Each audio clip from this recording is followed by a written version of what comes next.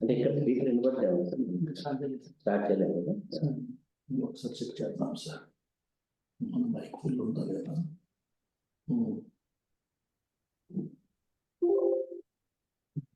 Sir కొంచెం తగ్గి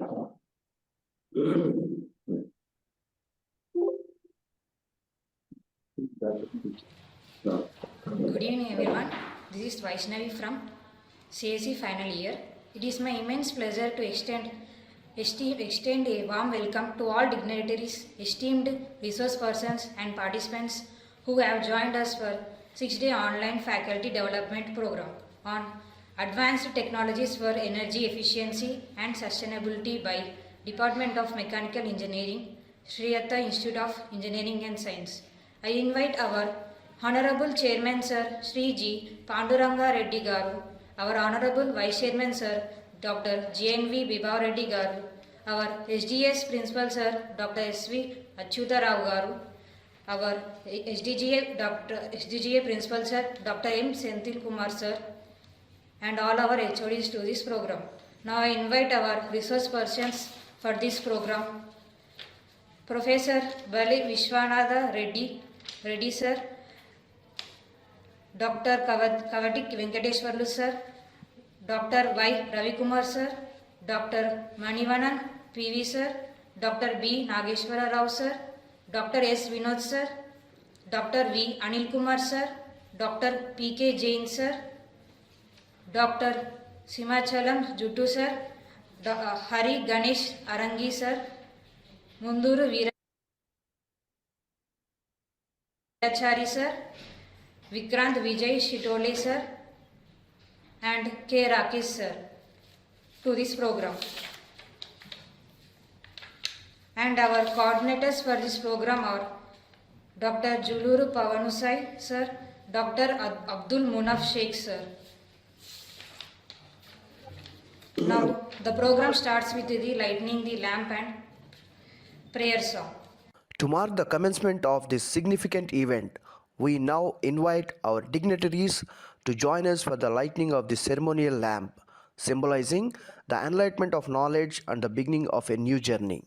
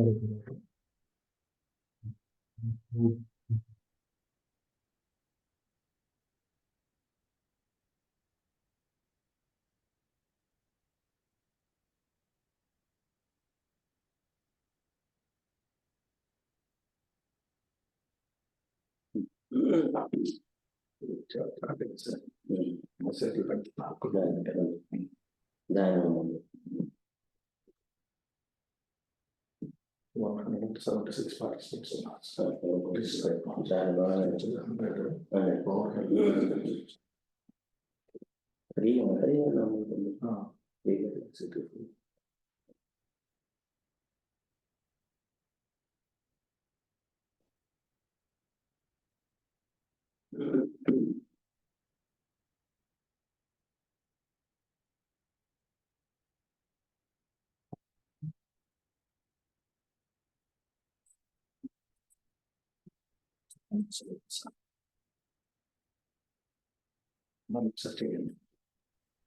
participants.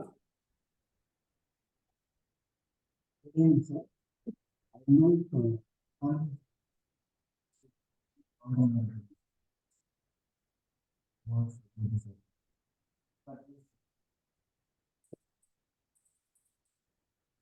Namaskar Anil. Namaskar to all of you. Warm welcome to the dignitaries, resource persons, and participants of different places. And the resource persons, particularly, I take the name Mr. Vishwanath Reddy Garu and Venkateshwara Garu, Ravi Kumar Garu, Manya PV Garu, Manyan, Nageswara Rao Garu, Vinod Garu, Anil Kumar Garu, DK Jain Garu, Simhachalam Garu, Tarvata Hari Ganesh Garu. Like this, Andari Kuda, welcome to this innovative activity, online 6 days program. I really appreciate all the persons that the resource person, particularly the organizers, Mr. Dr. Pavan Sai and Abdul Muna, on behalf of Sridatta, they have initiated this program with the help of our principal, Dean Director. So, really, this is a 6 days program. Should enlighten the today's topic given by the Atal program sponsored by AICT is a very unique program. It gives immense message to the society as well as to the teaching community. Because present days, the efficiency of the power efficiency as well as how to utilize the resources also day by day the population is going on and activities also going on. So to control them, there are so many society has so many problems. So ultimately, this teaching community, the institutions, the management of the institutions, as well as particularly resource persons of academia are taking this responsibility. Have to take it responsibility. I must say thanks to the AICT, particularly giving this program, sponsoring this program, and the topic is also selected by them is also very appreciable. Because I personally always I feel a lot of so many things are every day, but we are polluting air as well as water as well as air. Everywhere the sound pollution is everywhere you go, the lot of pollution is there. So what kind of message, what kind of future we are giving to next generation is a very big question mark. So for that, the today's topic is also most important. I especially request all the participants of youngsters or any teaching community, the resource persons which today the name has given by our organizers is a very really rich experience, and you should extract their thoughts and their research work to help the country as well as to the student community as well as to the society. So in that way, briefly I introduce myself. I am chairman Sri Datta Group of Institutions sponsored by Vijayant Educational Society. We have established the institute in the year 2001. The Vijayant Educational Society's vision and mission is that technical education to the socially, economically sections and areas of the country. That is because particularly in olden days, if you go back 25 years or 30 years back, the technical education means this engineering education is not available to the rural communities.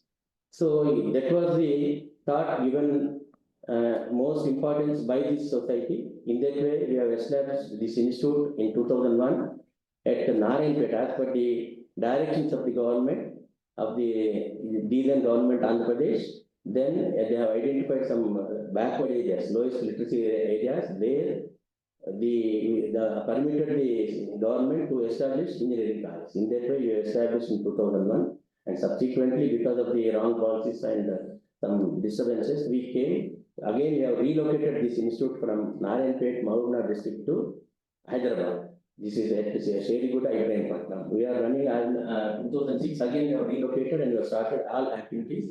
We have 2 engineering colleges, 1 pharmacy college, 1 diploma college, 2 teacher education institutions, as well as all with PG programs. And particularly, all the institutions are the AICT approved and PC approved colleges are NAC, A+ accredited, NBA accredited.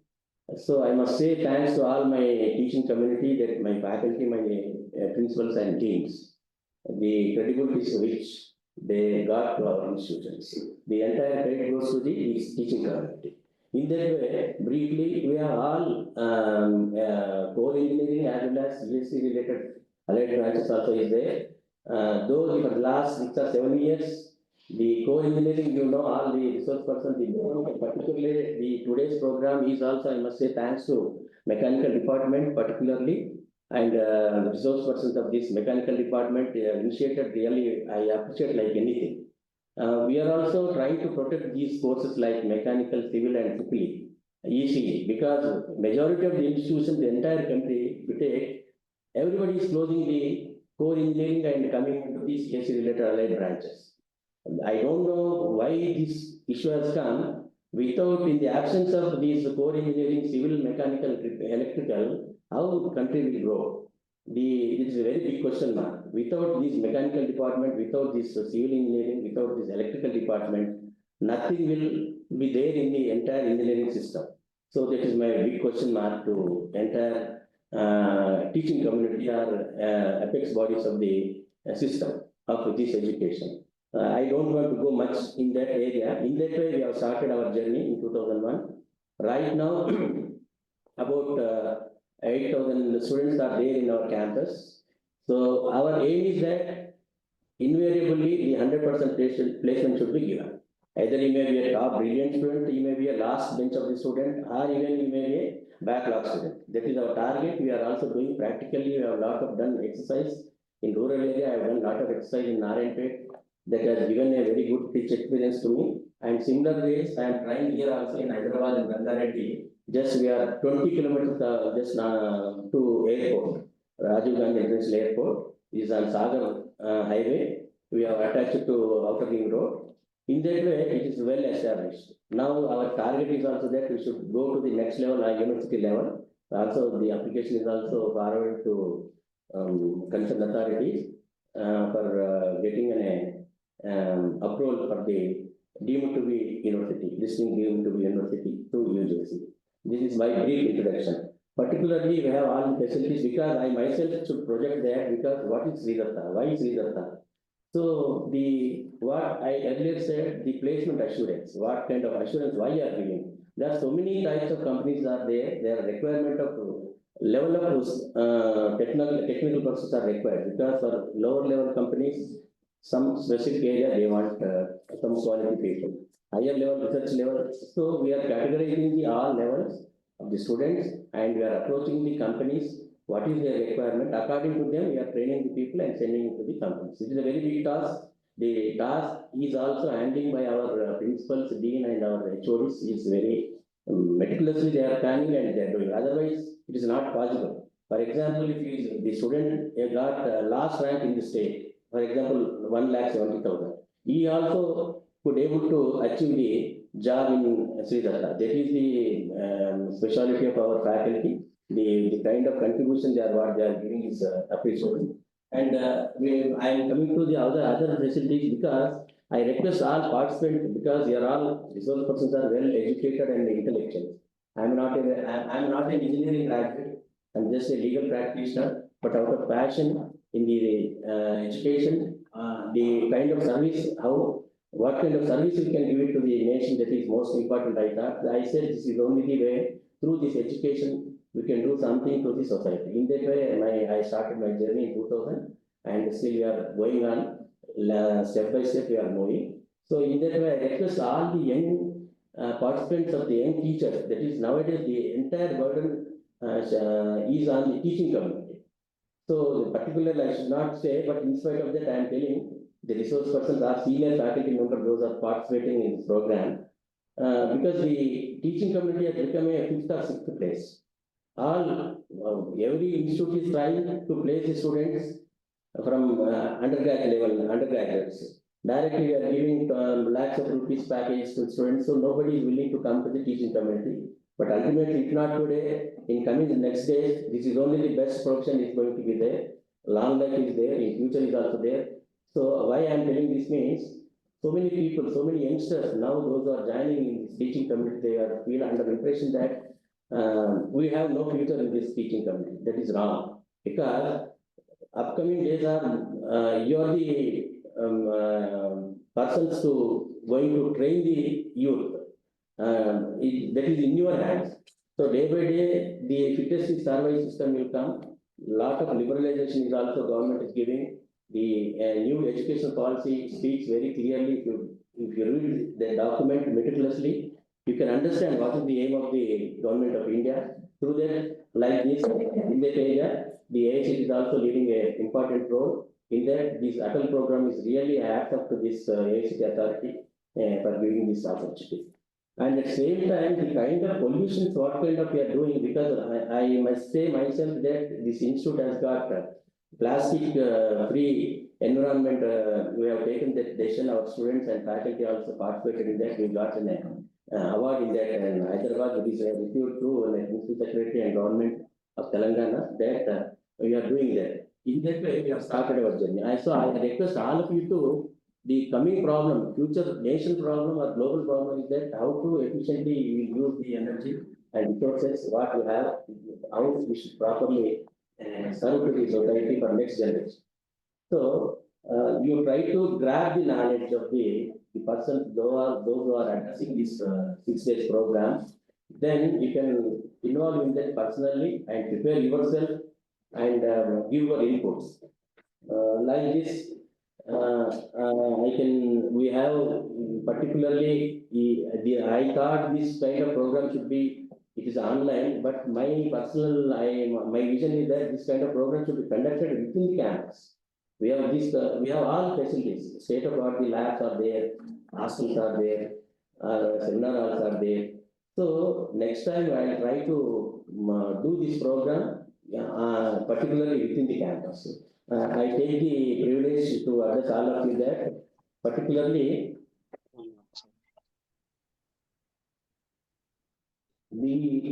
because why I am telling this for youngsters, I am telling this means the students which products are there nowadays, our alumni is there that they are doing very good entrepreneurs are there from this college.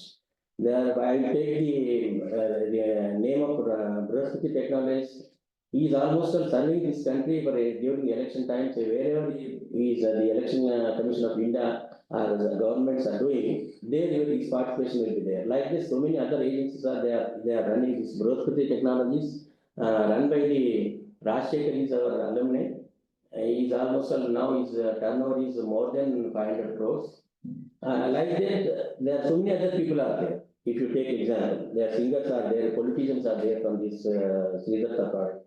So similarly, it's a lot of inspiration is there. So to see all these things, next time I request the organizers to this, you should conduct a program within the campus by inviting all intellectual community from the worldwide. So that what is Sridhar, we can enlighten ourselves that we are no way inferior than anybody. The only thing what you call our vision was that only we are certain things, our principles are there. In their principles, we were against certain capitation fee like this. I should not say all these things on this program, but I welcome all of you that you are doing a good job. You should see, and I request our Pavan and Mr. Muna and our Dean Aksarao Garu and our Principal Senthil Kumar Garu and other coordinators, HOD Mahmood Basha Garu, what you call the VCA, Ram Koteshwara Garu. The participation and initiation given by these senior people, Kumar Reddy Garu and Srinivas Reddy Garu, like these are all people, they are encouraged our faculty and doing this program. So I congratulate in advance all the participants as well as resource persons as well as to the what you call organizers. Thank you, Ananda, for giving this opportunity. I request the organizers to proceed for next activity. Yes. Yeah, I'll be in touch with you. Definitely we'll take part. Especially my thanks to all resource persons. Thank you, Ananda, for giving this opportunity. Thank you, sir. Thank you, Pawan. Thank you, Pawan, and thank you, Muna.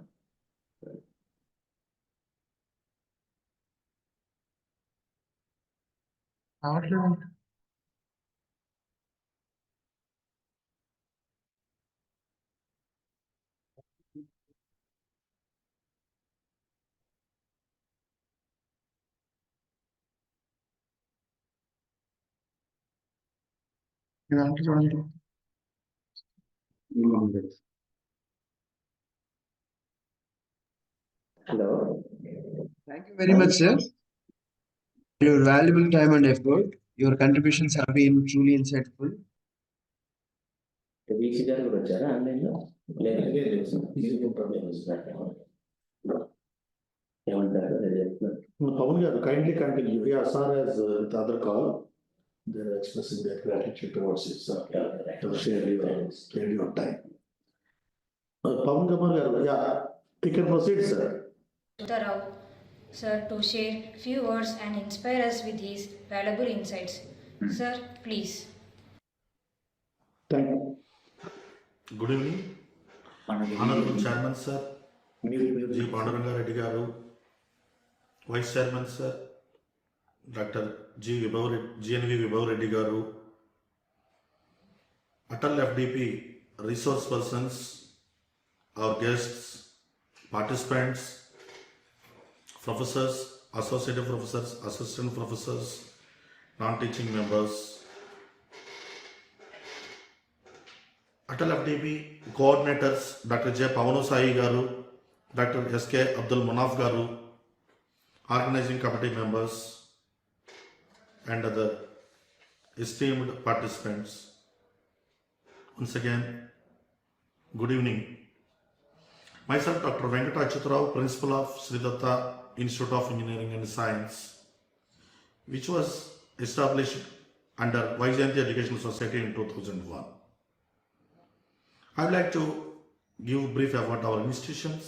Before that, I would like to thank to AICTE which encourages programs, especially faculty enrichment, which meets the needs of the society and bridges the gaps from industry and academia.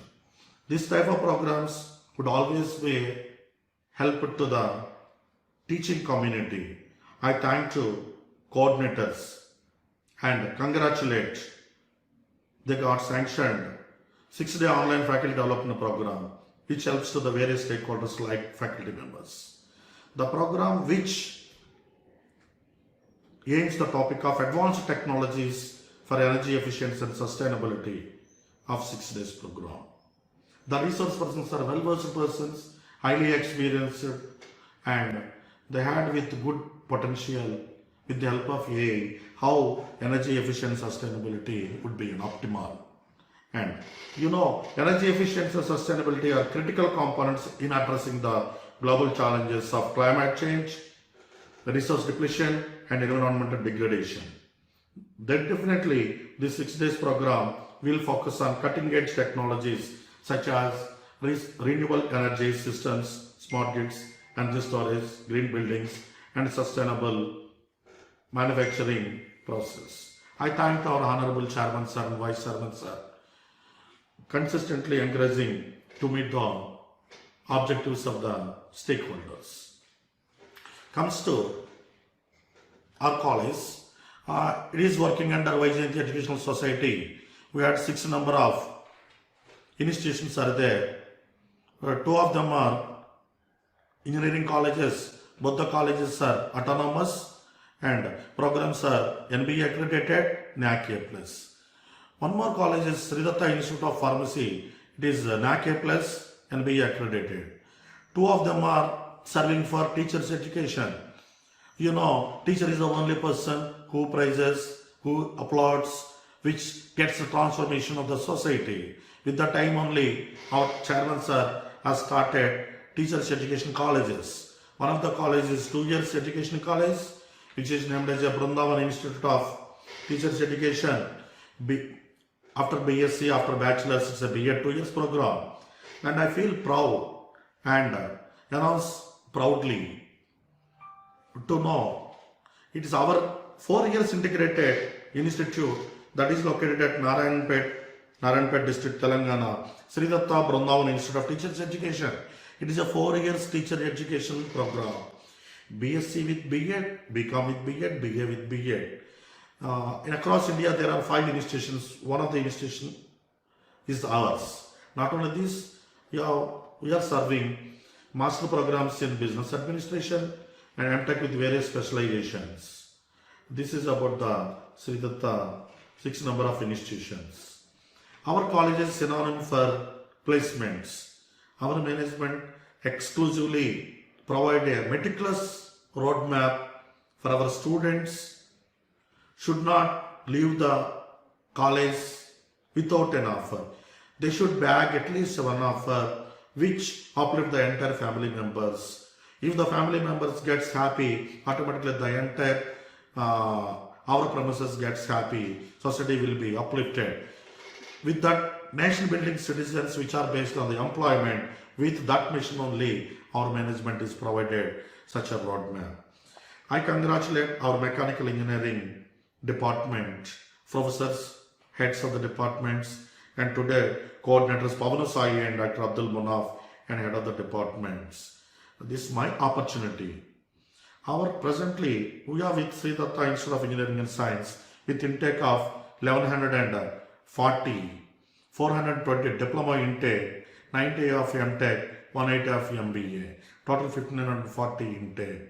Almost more than 5,000 students are doing their UG and PG programs in Sri Datta Institute of Engineering and Science.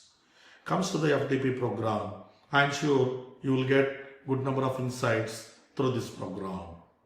Before going to conclude, I thank to our Honorable Chairman Sir, Vice Chairman Sir, Directors, Deans and other principals of Sri Datta family members who provided an opportunity by encouraging teaching learning process, research, administration and especially outreach activities and to meet the corporates as well as the social responsibility. I thank to our management members who always focus to provide good number of resources, not only in terms of teaching fraternity, including laboratories and other resources. Whenever we have given a request, without any hesitation, they accepted. Like that only, this FDP is being sanctioned. Definitely this FDP would meet the requirements of the various stakeholders. Thank you one and all. Now, I would like to invite our respected SDGA Principal Sir, Dr. M. Senthil Kumar, to share few words and inspire us with these valuable insights. Sir, please. Myself, Dr. M. Senthil Kumar, Principal of Sri Datta Group of Institution. The institution was established in the year 2010 by Vaijyanti Education Society under the leadership of Sri G. Panduranga Reddy Garu, Chairman of Sri Datta Group of Education Institutions. In our institution, we are offering core engineering courses like Computer Science and Engineering, ECE, EEE, Mechanical, Cyber Security, Data Science and Artificial Intelligence and Machine Learning. I am happy to hear that Sri Datta Institute of Engineering and Science is conducting online Atal FDP program on the topic Advanced Technologies for Energy Efficiency and Sustainability. So once again, I congratulate the coordinators and all the participants for taking part in the online Atal FDP, and once again welcome you all, and I hope the FDP session will be fruitful and you will take the technology advancements in the area of energy efficiency and sustainability from us. So thank you for this opportunity given to me. Now I invite Dr. S.K. Mehabub Basha Sir, HOD of CSE Department, to address the participants and share his views with us. Respected Chairman Sir, Vice Chairman Sir, Principal Sir, HODs, resource persons, organizing team and participants. I welcome you all to the inauguration of Faculty Development Program on Advanced Technologies for Energy Efficiency and Sustainability. On behalf of Computer Science and Engineering Department, I extend my greetings to everyone present here. Programs like this play a vital role in enhancing knowledge, skills on current trends. This program is designed to combine theoretical insights and real-world applications and innovative thinking. I express My gratitude to our Chairman Sir and Vice Chairman Sir for their visionary guidance, to the Principal for his continuous support, and organizing team to put their efforts for this enriching program. Let's make this opportunity to learn, share, and innovate towards energy efficiency and sustainability. All the best. Thank you. Now I request Dr. Abdul Munaf sir, HOD of Mechanical Department, to take stage and offer their valuable words about the FDP. Hi, good evening everyone. This is Dr. Sheikh Abdul Munaf, HOD, Department of Mechanical Engineering. It is my immense pleasure to extend a warm welcome to all the dignitaries, esteemed resource persons and participants who have joined us for this 6-day online faculty development program on advanced technologies for energy efficiency and sustainability. Sri Datta Institute of Engineering and Science is one of the premier engineering colleges in Telangana, offering diverse range of programs. The college provides 8 undergraduate programs. Among them, Mechanical Engineering branch is one of the top performing departments of the institute and the most sought branch by the students. Currently, the Mechanical Engineering department offers UG program and a Diploma in Mechanical Engineering. The Mechanical Engineering department prepares the engineers with practical hands-on projects who highlight not only the mastery of technical concepts but also the development of critical thinking, problem solving and innovative learning. Our department is dedicated to promote original research while promoting strong professional relationship between the institute, industry and fellow engineering professionals. We offer a dynamic curriculum that balances education with cutting-edge research, ensuring that our students are equipped with the skills and knowledge required to excel in their careers. Our institute proudly offers a 4-year bachelor's degree in mechanical engineering with an annual intake of 60 students and 3-year diploma in mechanical engineering, also with an intake of 60 students. Both the programs are designed to produce highly skilled engineers who are ready to meet the demands of a rapidly evolving industries. On behalf of the entire organizing team, I extend my heartfelt gratitude to each and every one of you for your active participation and enthusiasm throughout this program. A special note of thanks to our esteemed Chairman Sir for his unwavering support and encouragement, our respected Principal Sir for his inspiring leadership, and our distinguished resource persons. Your contributions have truly enriched this event, making it a great success. We sincerely appreciate your time, effort and dedication. Thank you all once again, and we look forward to your continued support and participation in our future endeavors. Thank you. It is my privilege to invite Dr. J. Pavanusai sir, coordinator of the FDP, to speak few words about FDP. Good evening, everyone present here, respected dignitaries, esteemed faculty members, distinguished participants, and my dear colleagues. It is my honor and privilege to welcome you all to the 6 days online faculty development program on Advanced Technologies for Energy Efficiency and Sustainability, sponsored by the prestigious AICT Training and Learning Academy and organized by the Department of Mechanical Engineering at Sri Datta Institute of Engineering and Science, located Ibrahimpatnam, Telangana. This program is estimated to our commitment to fostering academic excellence and professional growth among the teaching fraternity. As educator and research, it is our responsibility to address global challenges and contribute to the sustainable development. This FDP has been carefully designed to equip with advanced knowledge and practical insights into the energy efficiency technologies and their roles in sustainability, which are critical for shaping a green and better future. The key object of this FDP, it provides in-depth knowledge of cutting-edge technologies in energy efficiency, to explore innovative methods for sustainable energy solution, to encourage researches and development activities in the area that are prompt eco-friendly practices, to create a collaboration platform for the exchanging ideas and fostering innovation. The highlights of the program. Over the next 6 days, we will have the privilege of learning from some of the most renowned experts in the field. The section will be include talk and interactive workshop on the energy efficiency system, sustainable development strategies and their integration into the industries, hands-on section and discussion on real-world case studies, question and answer section, encouraging active participation and idea exchange. I would like to extend my heartfelt gratitude to the AICT Atal Academy for their generous sponsors and supporting for this program. I also express my sincerest thanks to our management, principal sir and HOD sir for their encouraging and efforts in organizing this FDP. A special note of appreciation to my co-coordinator Dr. S.K. Abdul Munaf sir for his valuable contribution and their entire organizing team for their relentless efforts in making this program reality.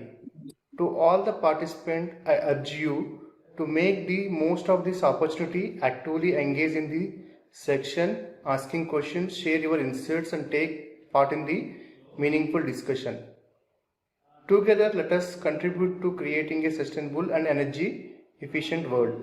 Once again, I welcome you all and wish you this program immense success. Thank you for being a part of this initiative. Wishing you all fruitful and enriching experience. Thank you. We are honored to have Dr. V. Anil Kumar sir, Scientist, SG and Deputy General Manager, Vikram Sarabhai Space Center, ISRO. Dr. V. Anil Kumar sir completed his B.Tech in Metallurgical Engineering from MGIT, Hyderabad in 2002 and M.Tech in Metallurgy from IIT Kanpur in 2003. He worked in Hindustan Aeronautics Limited, Bangalore for 2 years and then joined Vikram Sarabhai Space Center, Trivandrum in 2005. He has been serving the materials and mechanical entity for the past 19 years. He is presently working as Scientist, SG and Deputy General Manager at VSSC. He acquired his PhD in Metallurgical Engineering from IIT Bombay in 2020. He is responsible for the development and production of titanium alloys, superalloys, special purpose alloys and additively manufactured components for Indian space program. He is also entrusted the responsibility of establishing a Center of Excellence in Additive Manufacturing for Space Applications in ISRO. He was conferred the prestigious ISRO Young Scientist Merit Award in 2013, same Pradyogiki Award in 2018, Naik and Rastogi Award for Excellence in PhD Research for 2019 to 21 from IIT Bombay and Additive Manufacturing Society of India Award 2022. He has received several Best Paper Awards in various national and international conferences. He has more than 85 general publications in various international journals, made 50 presentations in conferences, authored 3 book chapters and also delivered several invited and keynote lectures in materials processing, digital manufacturing and metal additive manufacturing.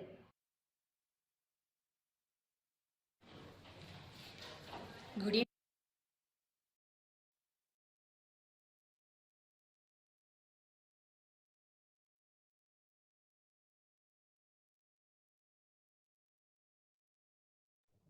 Hello. Hello. Anil Kumar, sir. Yeah, hello. Good evening. Am I audible? Yes, sir. You're audible. Yeah. Okay, I can start sharing my screen, right? Yes, sir. Yes. Yeah, okay. Yeah. I think somebody has to permit me to share. Sir, we have allowed, sir. Yeah, okay. Fine.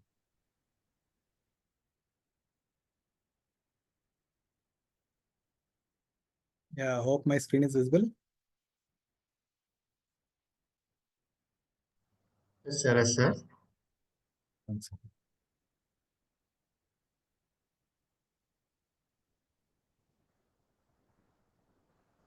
Yeah, so once again, good evening to all. So thanks for the nice introduction. And yeah, I thank the organizers for inviting me to share my experiences in this area.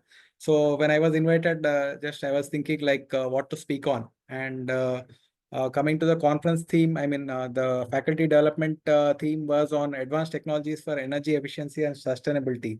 So I thought I can try to correlate the advantages of additive manufacturing which can be a catalyst for both circular economy and sustainable resource management. So that's why I chose this topic for presentation today. And yeah, think yeah, for better bandwidth, I think I'll stop sharing my video and speak so that it will benefit everyone. Yeah, so coming to the topic of today, it would be on additive manufacturing, a catalyst for circular economy and sustainable resource management. So coming to the talk, the outline of my talk would be introduction to sustainable development goals put forward by United Nations in the year 2015.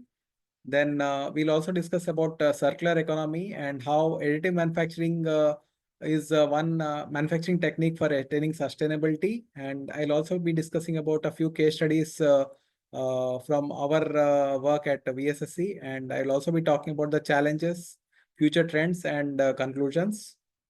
So coming to the introduction, we all may be knowing what exactly is sustainable resource management. So it is nothing but the practice of managing resources to ensure that they are not depleted and they can benefit the current as well as future generation.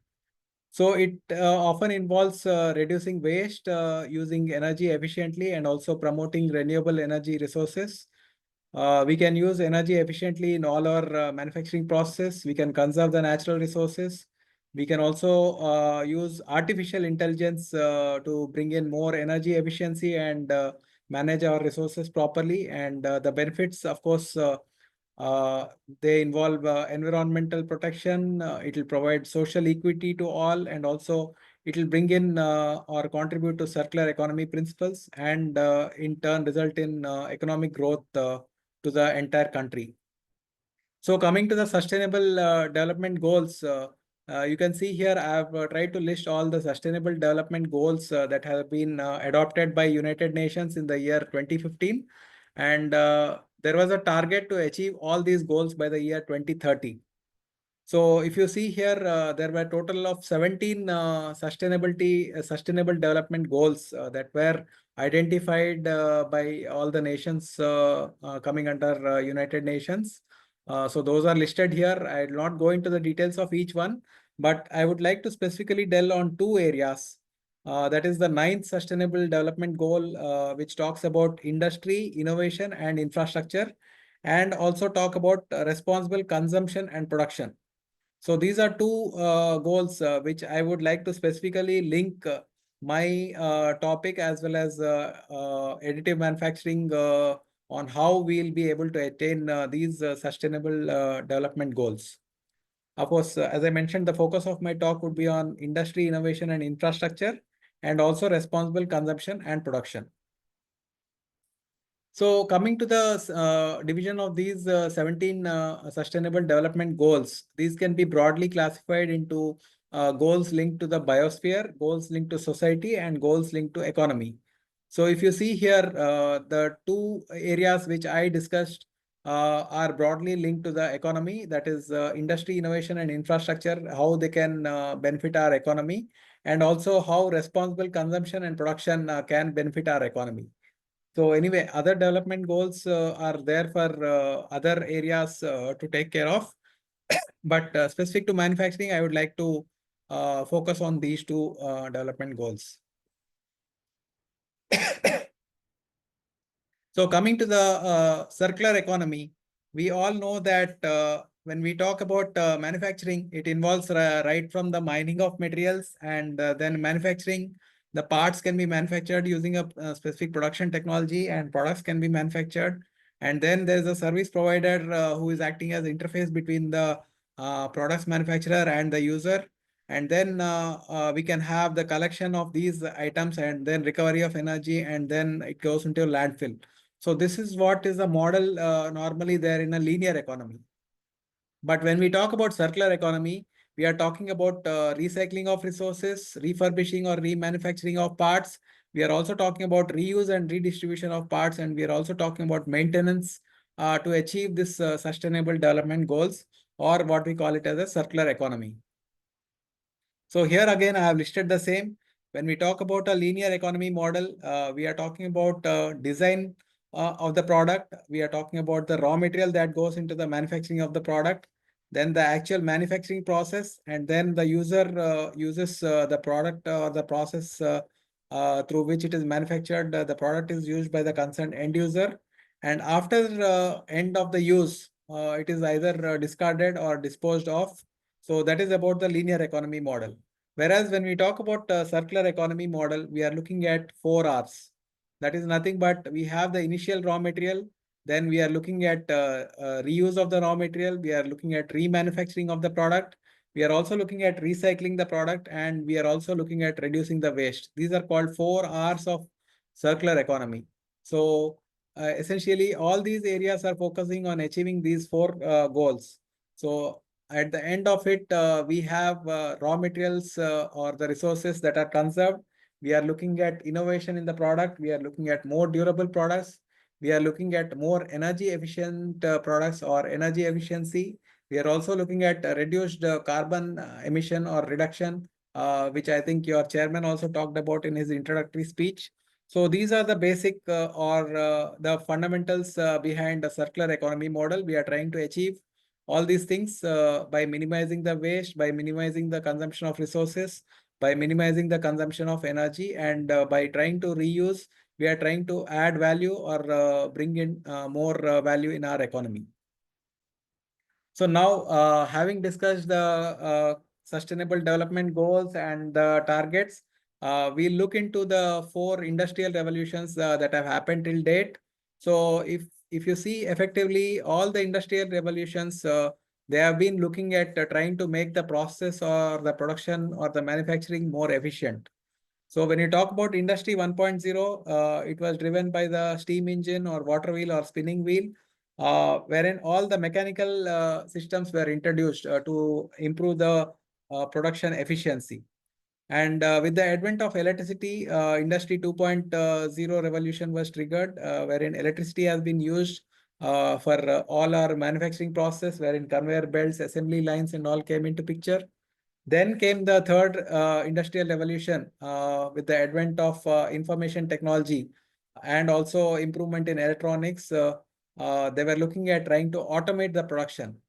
And now, if you see the present day system, we are into Industry 4.0, which is nothing but integration of all the digital and physical systems. And we are talking about usage of Internet of Things. We are talking about big data analytics, robotics, and 3D printing. So all these are coming under Industry 4.0 revolution. Yeah. So going forward, we will see how these new technologies or what we call as exponential technologies can revolutionize or lead to sustainable development goals. So we are looking at improvements in this computational power. So if you see the Moore's law, what it states is the power of chips, bandwidth, and computers, it gets doubled approximately every 18 months. So that is how all the revolutions that we have seen have been triggered after the invention of computers. So if you see all these new technologies, what are listed here, these are possible only because of the rapid advancements in technologies driven by the improvements in the chips, improvements in the bandwidth of the computers, and also improvement in the hardware and the software. So with all these developments in the area of computers, we have seen how these new technologies like biotechnology, nanotechnology, 3D printing, and artificial intelligence, robots, robotics, drones have been revolutionized in the recent times. So in that, we'll specifically look at 3D printing. I'll not discuss about the other areas. Of course, we'll touch about how artificial intelligence can further bring in how it can help our additive manufacturing in achieving the sustainable development goals. So coming to additive manufacturing, I think this audience cross section being from different areas, I would just like to give a brief introduction about additive manufacturing or 3D printing. So it is defined as the process of joining of materials to make objects from 3D model data, usually layer upon layer, as opposed to subtractive manufacturing methodologies.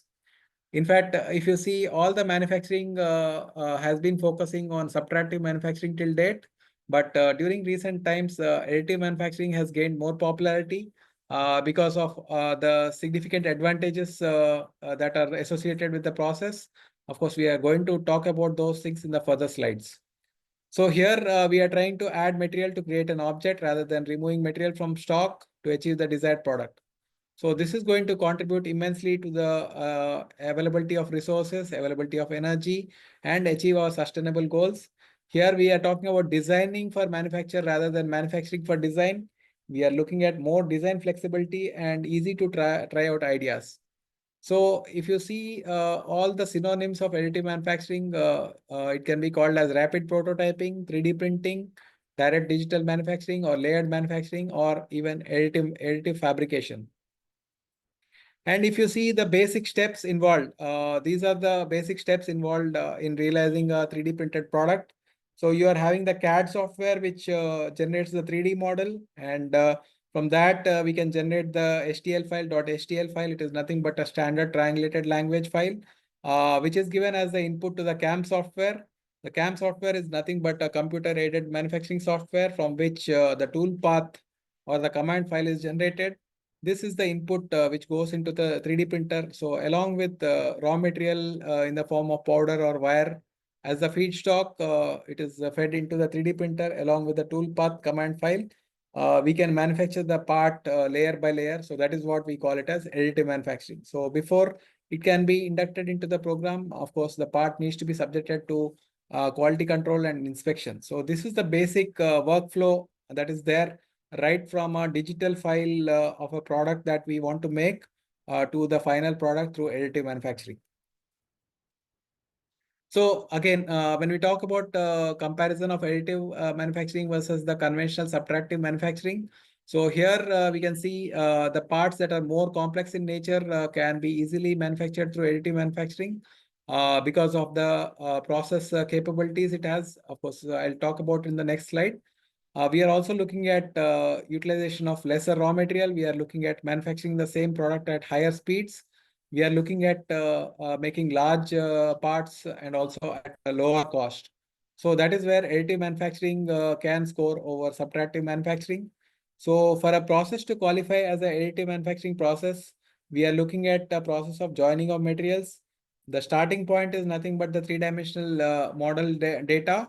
And we are looking at layer by layer build approach to realize the component, and it should not be a subtractive manufacturing methodology, and it should also not be a formative manufacturing methodology. Of course, we'll discuss about these aspects in the further slides. Then if you see this particular component here, it is nothing but a simple cup. It can be made in ceramic or it can be made in metal. So if you try to see the complexity of realizing this through conventional manufacturing technologies, so here you are seeing a cavity which is deep. It can be sometimes difficult to machine such a deep cavity. And you are having an undercut here which cannot be machined using 3-axis machining capability. And also the base cannot be machined since machine must hold using a fixture. And here at the handle, we are having sharp internal features that cannot be machined without a tool radius. So these are the limitations in conventional manufacturing, but those limitations can be overcome when we talk about realizing the same through additive manufacturing. So coming to the sustainability, we can look at this particular slide, which gives a schematic of both additive as well as subtractive manufacturing. So from this slide itself, it is obvious which process is more sustainable.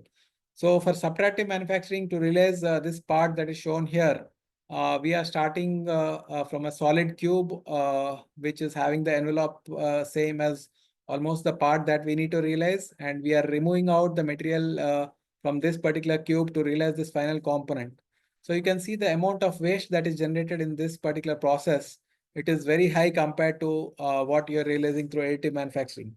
So we discussed about how product is made in additive manufacturing. We are having powder as the raw material, and it is fed into the additive manufacturing or the 3D printing machine as the input along with the 3D CAD model data, and then we can directly make the part. So here, of course, there is some minimal waste that is often generated. We'll talk about that slightly later. But definitely compared to subtractive manufacturing, we can say that additive manufacturing can be classified as a more sustainable manufacturing process. And also coming to the break-even analysis of conventional manufacturing versus 3D printing, here you can see I tried to plot the cost per unit of a component manufactured versus the number of units manufactured or the volume of production. Here you can see the blue dotted line is nothing but the cost or pertaining to the component made through 3D printing route. So here you can see like initially when the number of components that are to be manufactured are less, you can see the significant advantages that we have in additive manufacturing compared to the conventional manufacturing. Because you can see here initially there's a starting cost which is nothing but a tooling cost. So because of that, the cost per number works out to be very high when the quantities are very much on the lower side. But of course, when you go into mass production, the conventional manufacturing techniques can hold an edge many a times. But again, we have some advantages in additive manufacturing if the quantities are not so high, but quantities are say something like a medium scale. Of course, when you talk about very large scale components, again, we can achieve the significant cost advantages. Suppose we take care of design aspects. So we'll talk about how design can play a key role in further lowering the cost, unit cost when you talk about additive manufacturing compared to conventional manufacturing. So coming to additive manufacturing for sustainability, we can see like there are a lot of applications of advanced materials. When you talk about advanced materials, today we are looking at batteries, information technology, additive manufacturing, and also medicinal products and medical devices, building materials, smart packaging, photovoltaics, hydrogen. These are this list is just endless. But in that, one of the key thing is additive manufacturing. So by additive manufacturing, you can see all these goals, what are defined for sustainability are achieved. We are looking at digital manufacturing. So we are looking at digital data or digitization. We are looking at sustainable consumption in terms of low raw material consumption. We are looking at higher chemical safety. We are looking at circular economy. We are looking at resource production. We are also looking at usage of different energies and lower energies or higher energy efficiency. We are also looking at climate protection by way of minimized carbon footprint. So just to give an example of usage of additive manufacturing for sustainability, you all would have followed this Tokyo Olympics in 2020. So all the podiums that they used in this award ceremony or medal ceremony were nothing but manufactured from all the recycled plastics that were collected from oceans. So all the plastics that were there in the oceans were collected, and then they tried to recycle it, and then they made almost something like 98 podiums for the whole Olympics to be conducted. So this particular innovative idea was floated by a designer called Asao Tokolo, and Procter & Gamble and International Olympic Committee decided to go ahead with this idea, and they recycled a lot of plastic that has been collected from oceans, which was nothing but a waste, and also cleaned up and also resulted in environmental sustainability. So by this, they gave a message to the world that that has been resonated, and it has been broadcast to the world at this mega event or the showpiece event of Olympics of 2020. So coming to sustainability of additive manufacturing, we have 5 significant environmental advantages coming from usage of additive manufacturing or contribution towards sustainability. We'll talk about how additive manufacturing can result in reduced raw material requirement. I already showed an example. So further, we'll see how, once we see the case studies, we will know how it can lead to lower raw material consumption. It can also result in reduced energy. It can result in low waste generation and lesser pollution. We are also looking at better functional and operational efficiency. When we talk about some systems, we'll understand that. Because of lesser production or energy involved, we are looking at reduced carbon footprint, which is going to impact the environment. And also we are looking at decentralization of manufacturing, which can also result in sustainability. We'll look at that, how decentralization of manufacturing can help in leading to sustainable environmental advantage. So again, we can classify this into two broad categories. We can classify them into energy consumption and we can classify them into material consumption. So because of the lower material requirement, we have already seen how additive manufacturing is beneficial. We are also looking at usage of lower amount of resources like compressed air, protective gases, cutting fluids, because the amount of machining and all is minimal in case of additively manufactured products. And when you are looking at energy consumption, because of the lower buy to fly ratios, what we call generally in aerospace parlance, we are consuming lesser energy resources. So these are all different areas wherein we can achieve sustainability in additive manufacturing. And also how additive manufacturing is contributing to sustainability. You may be seeing, like in the conventional manufacturing process, there used to be a lot of storage of these spare parts or the production parts at something called as warehouses.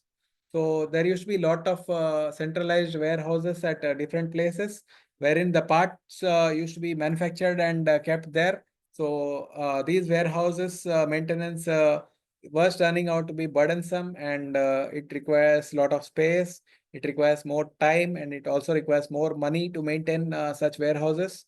Now today, you can see with the advent of additive manufacturing and digital mechanisms, there is not much of storage or warehouses that is there. We are providing a solution to this issue in the form of very low maintenance of stock or warehouse maintenance. We are also looking at continuous renewal of stock and maintaining space without consuming much time, because instead of maintaining the manufactured part, we are looking at maintaining the digital data of the part that needs to be manufactured. And we are trying to make it available just in time, or we can call it as lean manufacturing. So with the debut of 3D printing, we are looking at maintaining digital warehouse, which has been contributing towards lean manufacturing rather than physical warehouses that were there during the earlier conventional manufacturing technologies, usage of earlier conventional manufacturing technologies. So again, we'll just go into some details into how additive manufacturing process flow is there. We discussed about these aspects. We have the CAD model, then we get the STL file, and this file is transferred to the machine. We set up the machine and we build the part, and the part is removed and then subjected to post-processing. We'll talk about what is the post-processing aspects. It is nothing but a removal of supports, and also sometimes machining may be required to achieve the functional requirements. And then we can look at the final end use. So these are the basic 7 or 8 steps in any additive manufacturing cycle, you can say, which we follow in all the additive manufacturing technologies. So coming to the capabilities, we can look at parts or structures that are normally impossible or difficult to manufacture conventionally. We can make parts with intricate internal structures or complex shapes. And also by additive manufacturing, we can replace one entire multi-part assembly using a single additively manufactured part. I'll also talk about one such case study.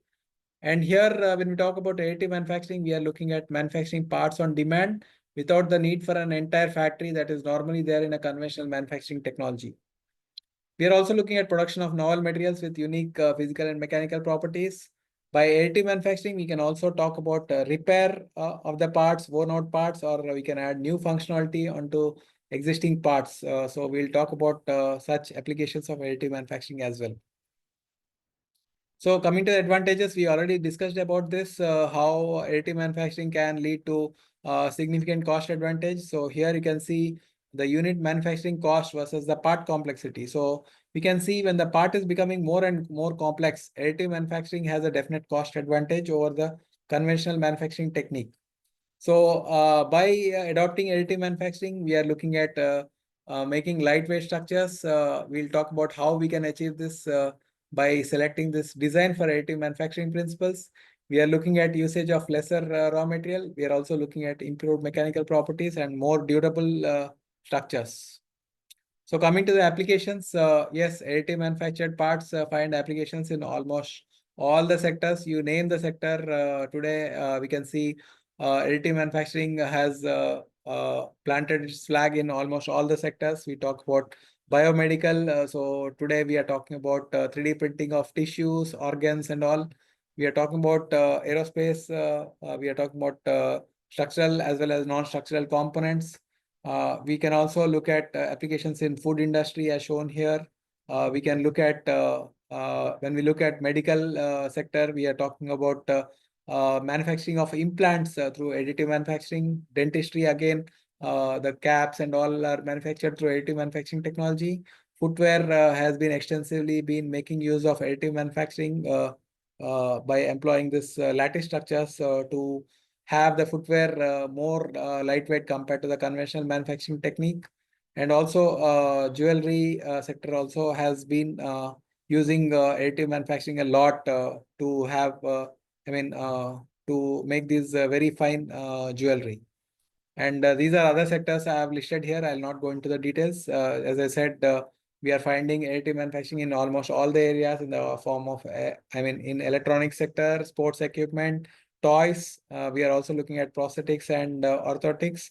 We are also looking at additive manufacturing of textiles, furniture, 3D printing of furniture, surgical devices, automotive sector, implants, and also jewelry. We talked about it. So you name any sector, definitely additive manufacturing is there in all those sectors. Now, how additive manufacturing is going to be a key enabler for circular economy?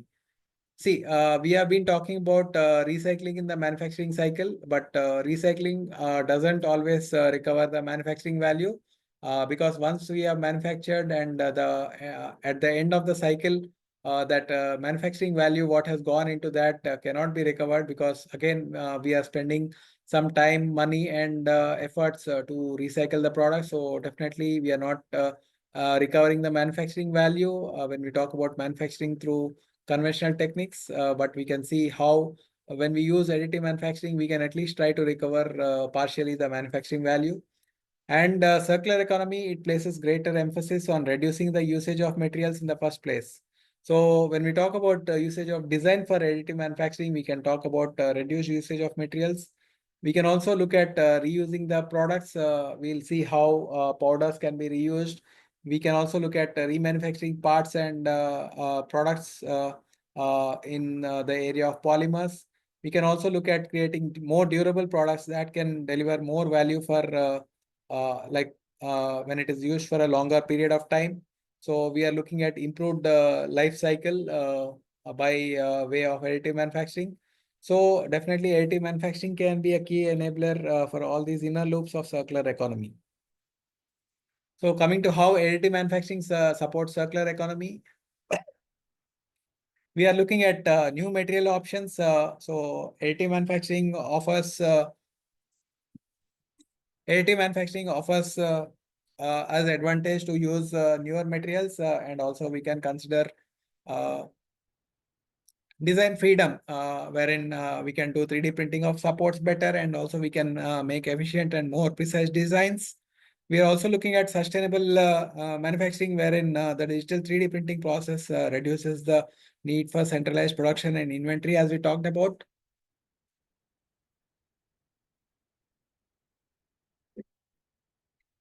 We are also looking at making better products without tooling and also the products can be tailored for each customer need and application.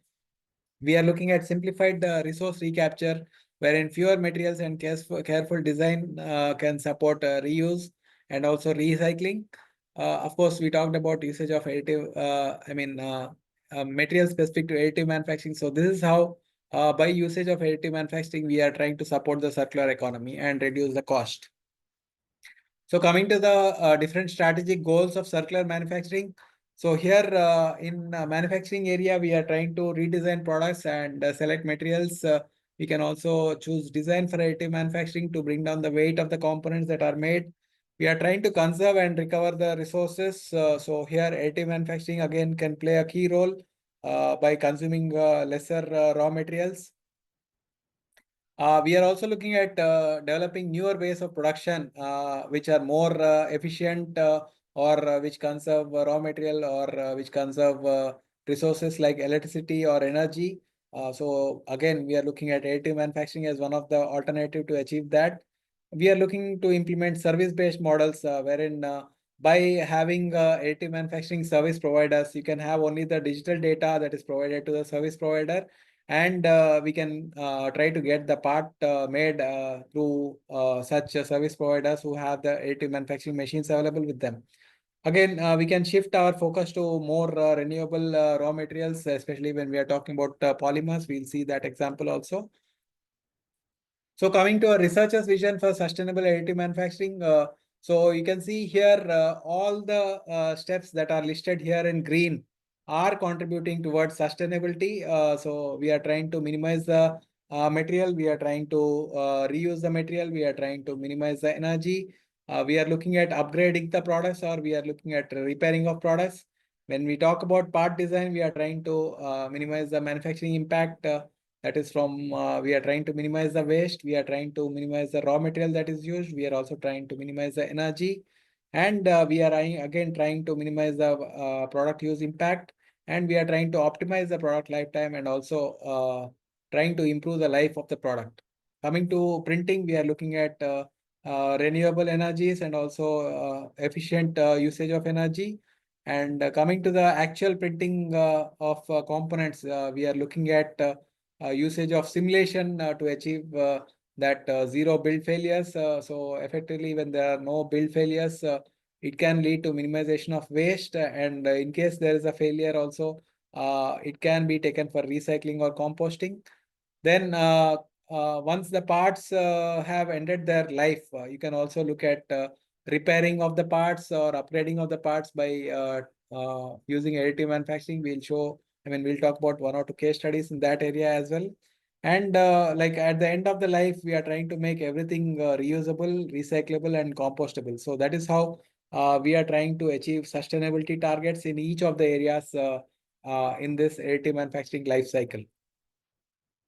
Again, coming to the benefits of sustainability in additive manufacturing, we are looking at achieving the circular economy principles. We are looking at innovative materials recycling. We are looking at energy conservation. We are looking at material efficiency, and also in some cases, bio-based materials which are compostable or recyclable can be adopted. So coming to the AM ecosystem, we can see how sustainable additive manufacturing ecosystem is achieved in all these areas. When we talk about economy, we have AM process which is improving the productivity, product cost is coming down. And also we are seeing how, we'll see how AM adds to this evolution of market for a particular product. When we are talking about environmental effects, we have seen how additive manufacturing can conserve the energy. We are also looking at recycling the products, and we are looking at reducing the carbon footprints. And coming to the safety, additive manufacturing techniques are, you can say, more safe compared to the conventional manufacturing techniques. Of course, it needs to be done with proper care. And also the scrap that is generated from additive manufacturing are minimal.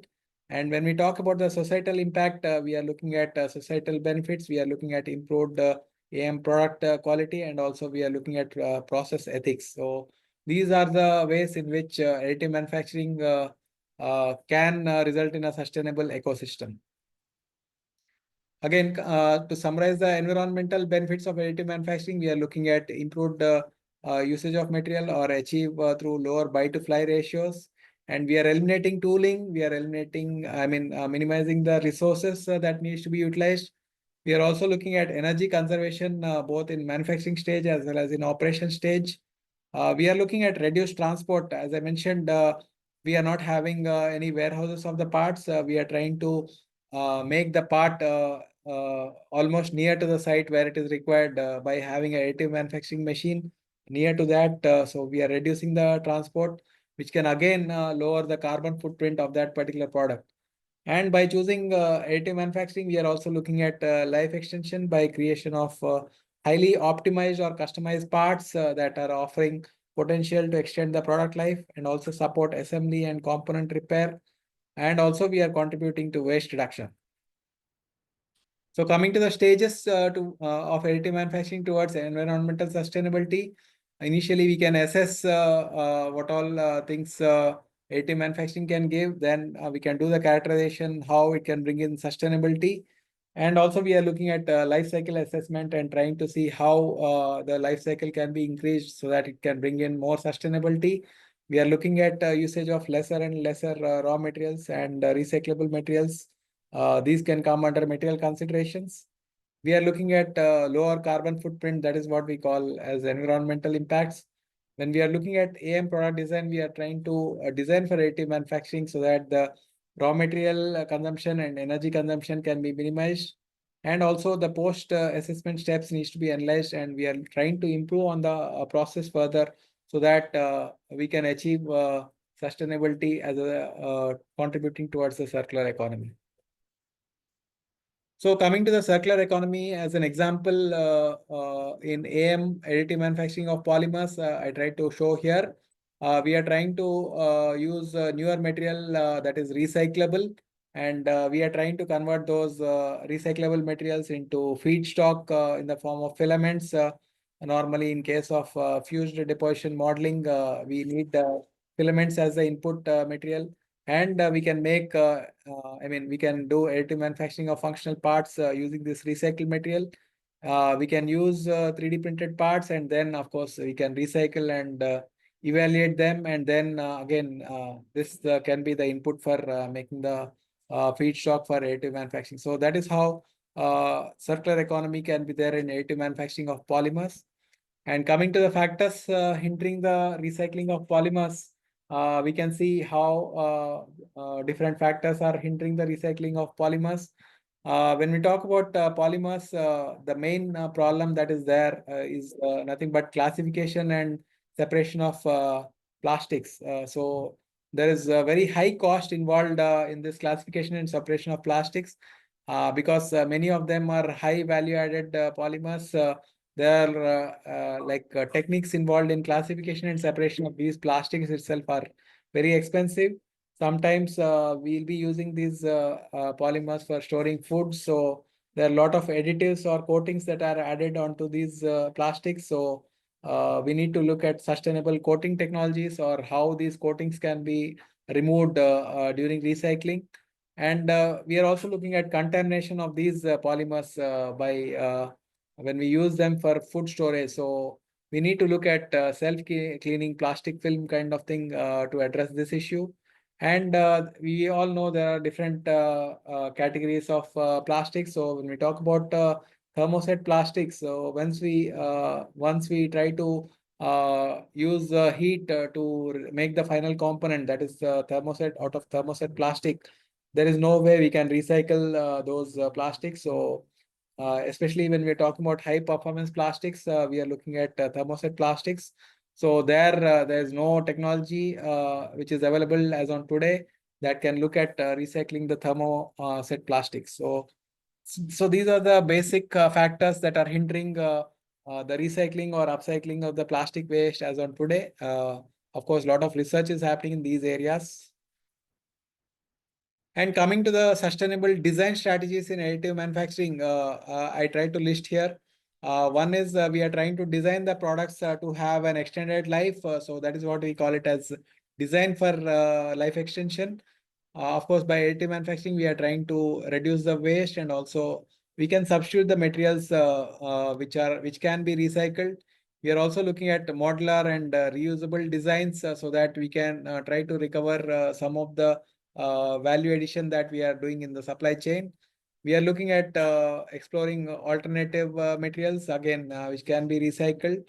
And of course, whatever materials we are using, we are looking at recycling, and there can be necessary infrastructure for managing those waste or recycling. So we talked about usage of design for additive manufacturing. So because there's design freedom in additive manufacturing, the complexity of the parts is almost for free when we compare to conventional manufacturing. So here we can identify very complex components and carry out design for additive manufacturing to minimize the raw material consumption. Of course, by adopting the design for additive manufacturing principles, we are trying to save the weight. Thereby, we are trying to save the materials and also ultimately results in cost savings. And by additive manufacturing, we are also looking at multi-part integration, wherein we can identify assembly of components that can be replaced with a single part. So this again contributes to sustainability. We are looking at realizing functionally graded parts, and also we can make products customized to suit a specific requirement without the need for manufacturing separate set of dies or toolings, as in case of conventional manufacturing. So coming to the potential of additive manufacturing, you all would have heard about a classic case study wherein more than 15 individual parts have been combined into one, and the particular assembly has been made 30% lighter and better performance. So this is one example of a fuel injection nozzle made by GE, which is being used regularly in all the jet engines. So by employing a design for additive manufacturing, you can see how a conventional design shown here can be redesigned to save a lot of weight, which can directly result in a lot of material savings, and thereby energy and cost savings also would be feasible by adopting design for additive manufacturing. So this is one such example wherein this is the old conventional design. By carrying out a design for additive manufacturing or adopting a topology optimization, we can redesign this product and remove the material wherever it is not really required from functional point of view. So we are effectively redesigning the product. We analyze whether this new design would meet the functional requirements. So once we see that yes, it meets the functional requirements, we can go for manufacturing using additive manufacturing. So this is one example of a bracket from ESA satellite Sentinel-1, wherein they could achieve weight reduction of almost 43%. So this not only gives us direct cost savings in terms of saving material, but it can also result in significant cost savings, indirect cost savings, because the cost of injecting a payload into an orbit can range from something like $5,000 to $20,000 per kilogram. So that is how, by adopting additive design for additive manufacturing, we can save a lot of cost. So we'll further look into role of artificial intelligence in sustainable manufacturing. So currently we are having different artificial intelligence technologies, which I tried to list here. We have digital twins. We can adopt machine learning, deep learning, and computer vision, which can provide significant improvements in our cycle of production. So we can look at digital twins to have effective resource management. We can have machine learning to minimize the waste. We can have deep learning to see how we can increase the energy efficiency, and also we can have computer vision to secure a sustainable manufacturing environment. So all these AI technologies can result in sustainable manufacturing. We'll see how it can happen by a few examples in the further slides. So here again, we are talking about different AI technologies in sustainable manufacturing. So you can use deep learning in quality control areas of manufacturing. We can also use digital twins for diagnostics of the actual process. We can have computer vision for carrying out the visual inspection. We are trying to minimize the resources here. We can use big data analysis to take informed decisions. We can also use natural language processing for carrying out the process documentation. Of course, Internet of Things, we can use cyber physical systems to automate the process and also minimize the resources, both in terms of machine as well as man hours. And we can look at machine learning to take care of predictive maintenance, which can reduce the downtime and result in better efficiencies. We can also look at augmented reality to assist the engineers in maintenance of the machines. So this is how artificial intelligence has been contributing enormously towards sustainable manufacturing as well as in the area of additive manufacturing. So I just tried to see some literature and see how different AI methodologies or techniques have been used to like resolve some research problems that we are encountering. So I'll not go into the details. Just to name a few, we have been, they have been using artificial neural networks. They have been also using convolutional neural networks, deep learning to predict the quality in milling operation. Again, a lot of artificial neural networks, fuzzy logics have been used to address various problems like machining process parameter optimization and also cutting tool life prediction. So all these areas of manufacturing, extensive usage of AI technologies have been adopted to look at more sustainable manufacturing process. So coming to the roadmap that can lead to good waste management and recycling. Good waste management and recycling. So here you can see, I try to show how this material flow in manufacturing can be visualized using this movement of materials in the entire manufacturing process. We are looking at computer vision and waste sorting. We can use AI systems for identifying and classifying the waste. We can look at predictive modeling for waste generation. And here we can choose some AI for predicting the waste patterns, and based on the data, we can try to see how the waste can be minimized. We are also looking at optimizing the recycling process, wherein we are trying to look at AI for optimizing the recycling for better recovery. And finally, we are trying to look at design for recyclability. So here again, you can use AI tools for improving the recyclability. So again, this slide shows the circular approach for waste management using artificial intelligence and machine learning. So here you can see how sustainable recycling is, waste recycling can be managed using artificial intelligence and machine learning. So you can see here, these are the different steps we are trying to manufacture. We are trying to use the component that is made. In this process, waste is generated, and we are trying to see how this waste can be segregated using IoT and computer vision for sorting and segregation. Then we can look at waste disposal or recycling. We can again collect waste, and this can again result in recycling, and it can be reused to again manufacture the same products. So we can also use AI and ML in additive manufacturing for carrying out life cycle assessment. We are looking at designing of the product by CAD, and we are designing the parameters for making the product using AI and ML. Here again, we can use AI and ML to see how the life cycle can be extended. And also we can look at improving the process parameters by usage of AI and ML for improving the life cycle again.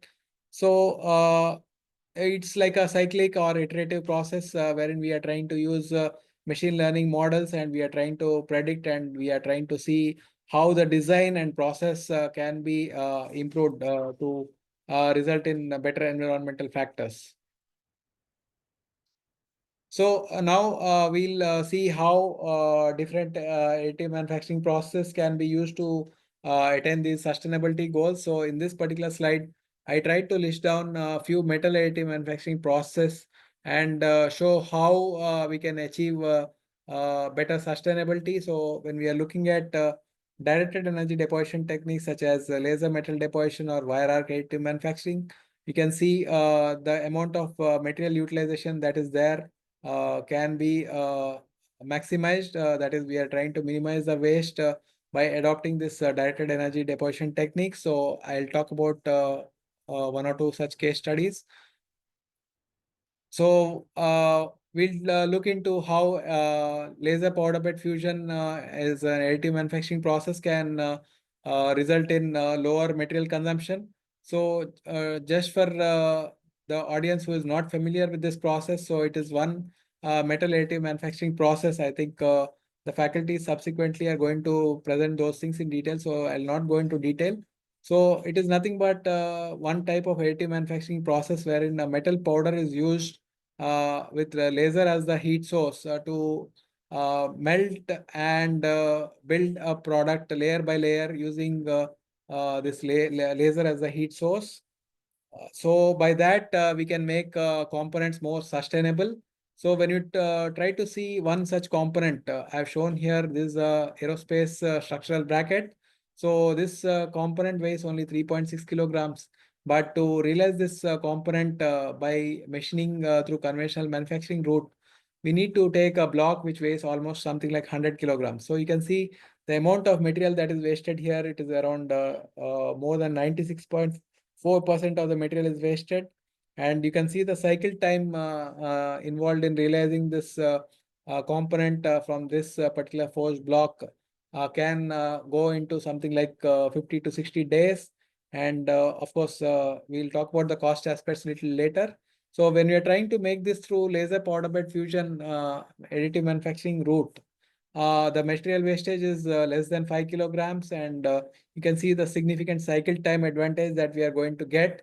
Of course, when we try to replace this bracket through conventional manufacturing in 1:1 way, rather than going for a design for additive manufacturing approach, the cost is going to be slightly higher. So it is going to be at least 30% costlier. So this is one typical example I tried to show. But the same component, when you adopt a design for additive manufacturing approach, we can bring down the weight from 3.6 kilograms to around 1.8 kilograms. So here you can see we are trying to further minimize the material wastage to less than 2 kilograms and reduce the cycle time. So you can see the amount of efficiency that is brought in terms of energy as well as cost. So we are having cost almost similar to the conventional manufacturing route. So that is how additive manufacturing can contribute to cost savings. So yeah, this is the same example of this bracket. Similarly, we have done defam of another bracket wherein we could get at least 45 to 60% weight savings. So by going for a design for additive manufacturing approach, we are looking at optimal designs to save weight. So this is another example of a titanium alloy component which weighs almost 3.6 kilograms, and there are 24 such components in space application per flight when we use them.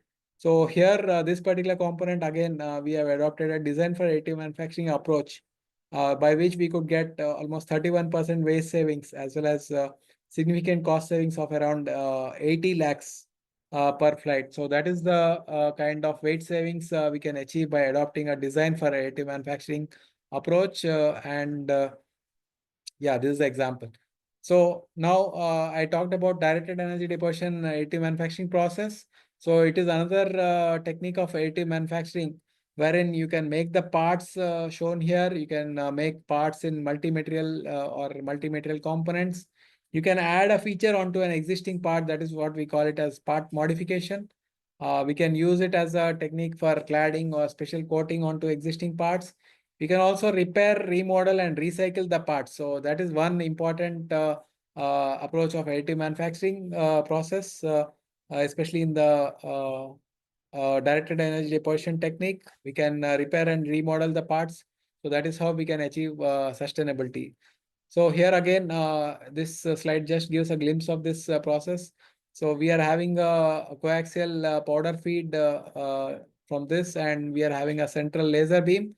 During feeding itself, the powder is melted and deposited onto a substrate. So that is how we deposit the material layer by layer onto a substrate and build the entire part. So we can make very large parts as shown here. We can use this for repair. We can use this for making functionally graded materials and also multi-material parts. So yeah, this slide again, it shows applications of directed energy deposition. So if you have some worn out part in service, you can use this technique to carry out repair or cladding. So we can make parts extend their life. And also, if you want to manufacture the part again, it requires certain lead time. So by repairing this worn out part, you can reduce the lead time or you can reduce the downtime of this particular part. And I also talked about addition of features onto an existing part. We can add features. we can make near net shaped components. So again, the complex part shown here, if you want to realize this through conventional manufacturing technique, we need to, we encounter a lot of material wastage. So by adopting this particular manufacturing technique, we are trying to look at reduced material waste and also reduced energy consumption.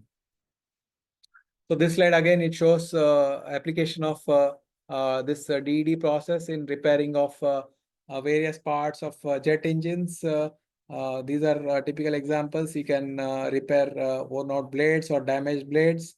You can repair some worn out gear tooth as shown here. These are a few examples.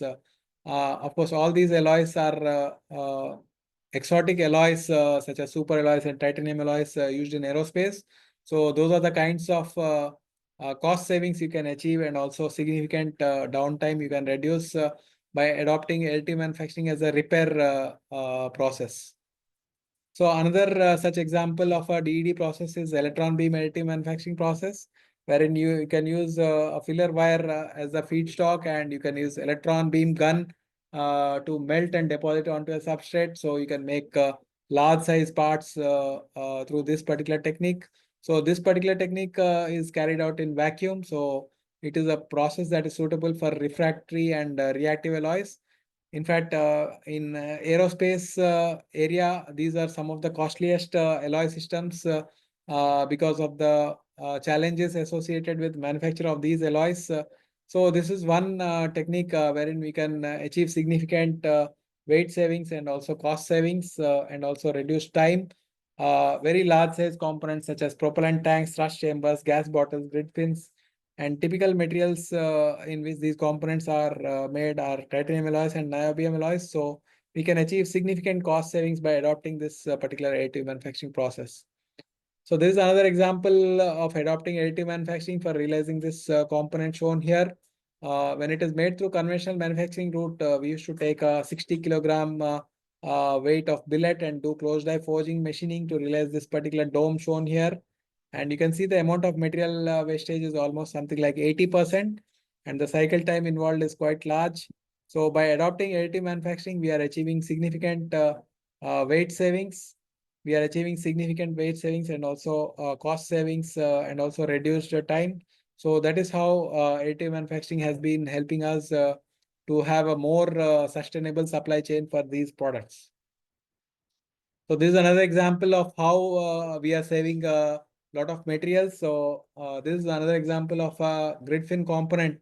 The final machine component weighs only 120 kilograms. But to realize this component, we used to make a forging which weighs more than 2.5 tons. So you can see the bite to fly ratio here is almost like 21, and the amount of cycle time is also quite large. And also you can see here, by adopting additive manufacturing, we can make all these parts integral. There are a lot of brackets and all. And in the conventional manufactured part, all these brackets and all used to be fastened onto this. So a lot of fasteners and all are there. So we are reducing the part count. So that is how we have adopted design for additive manufacturing to reduce the part count. And also you can see when we adopt this, when we make this through additive manufacturing route, the material wastage is also minimized. Of course, this can be further optimized, and we can bring down the buy to fly ratio to almost less than 2. So that is significant amount of material savings. This particular component is made in titanium alloy Ti6Al4V. So that is the kind of cost savings we can achieve in this. Of course, when we have a machine within the country, this cost can be further brought down. We can achieve at least 50% cost savings. So now we can look at what are the challenges and drivers to increase sustainability.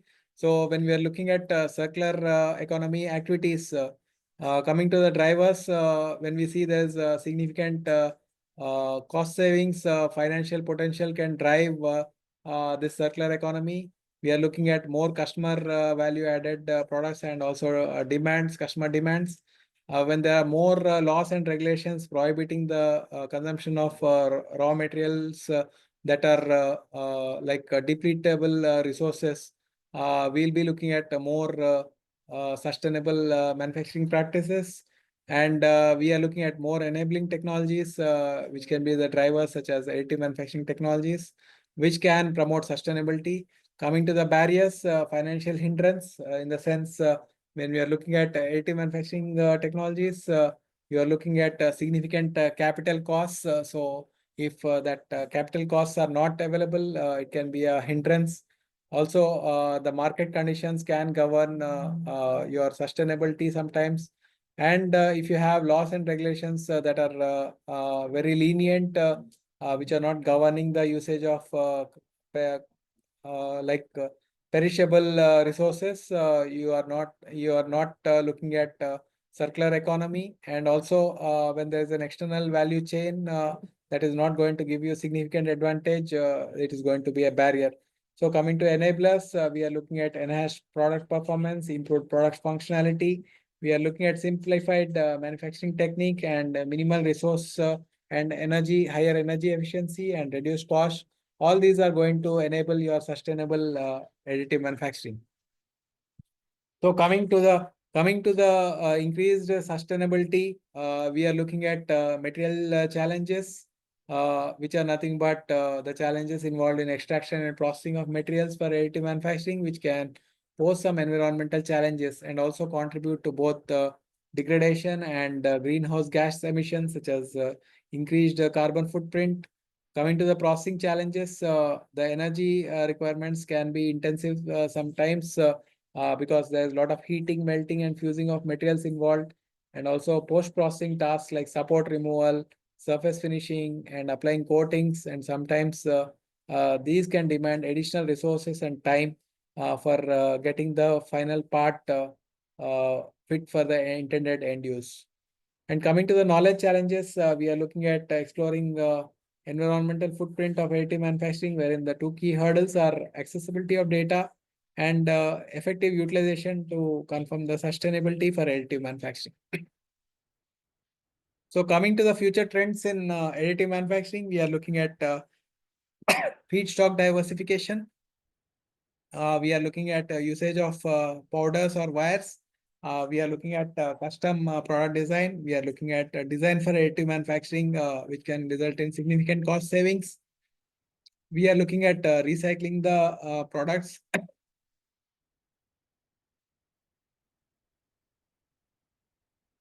And we are looking at effective resource management.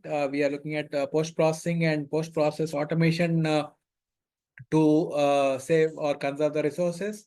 We are looking at establishment of viable supply chains which are more sustainable in nature. And also, these are other areas which I have listed here, of course, not relevant to sustainability, but definitely with all these emphasis on all these areas, it can lead to additive manufacturing as a more sustainable manufacturing technology going further. So to conclude, we have looked at sustainability, which is talking about improved material efficiency, energy efficiency, and conservation of resources in manufacturing. So that is how additive manufacturing is driving the sustainability. We have looked at how additive manufacturing can result in waste reduction. We are reducing the raw material consumption itself. We are reducing the generation of scrap, and we are also looking at reusing the scrap materials from manufacturing and or remanufacturing. We are looking at lightweighting and volume reduction, so we can adopt a design for additive manufacturing to achieve these sustainable goals. We are also looking at reduced carbon footprint by adopting a process such as additive manufacturing. We can also look at recycling of powders and materials, which can further add to sustainability. Coming to the industrial symbiosis, we can use secondary products or waste from one process can be the input to another process, such as I've talked about additive manufacturing of polymers is one such example. So to conclude, additive manufacturing has been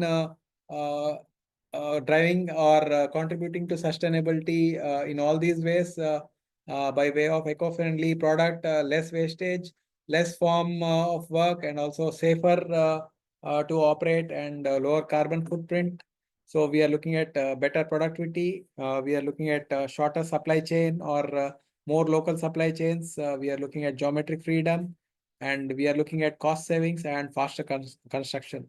of components. So that is how I can conclude additive manufacturing is a sustainable manufacturing technology which is contributing to circular economy and helping us in achieving the sustainable development goals of industry, innovation and improvement, and also resource management. So with this, I would like to conclude my talk. So I would like to acknowledge my management for permitting me to share my experiences in this program. And I also thank the organizers of the event, specifically Mr. Dr. Pawan Sai and also Dr. Abdul Banaf, and also the audience for a patient listening. So maybe I can take questions, if any, from the audience.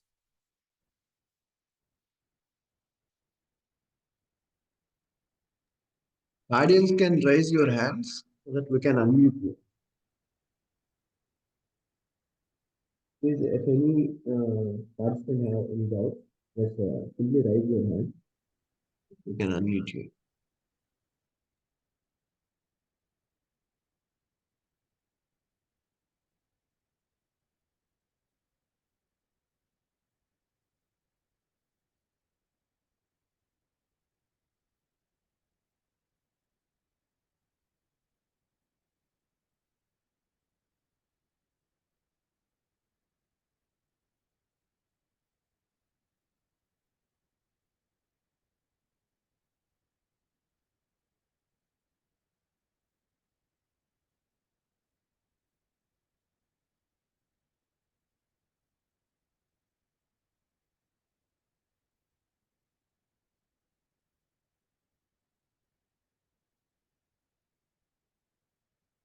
Yeah, I'm seeing one question in the chat. How far is AM useful for medical application?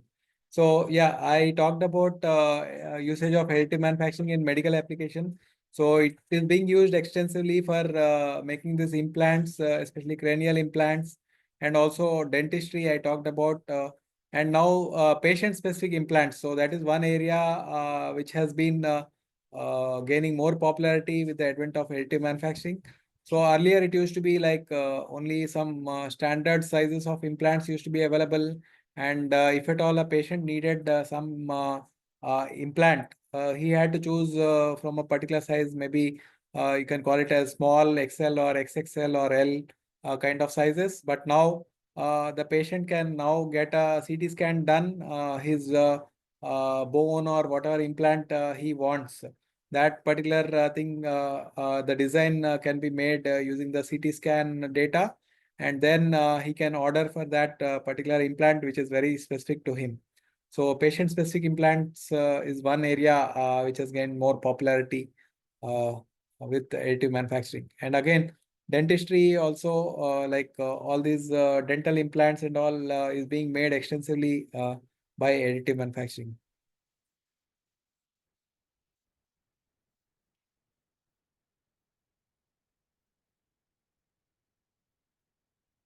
Yeah, so that is one question I saw in the chat. So any more questions? Yeah, AM is specific about type of material. See, like I gave a few examples in the area of metal additive manufacturing, but yes, of course, additive manufacturing is there in almost all the materials. When we talk about polymers, we can talk about ceramics, we can talk about metals, almost all the areas.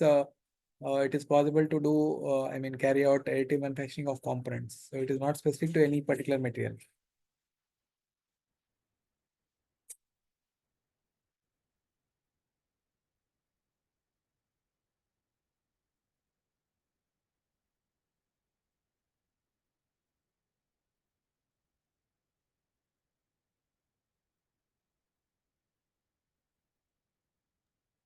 Anyone have any doubt? Yes, you can ask.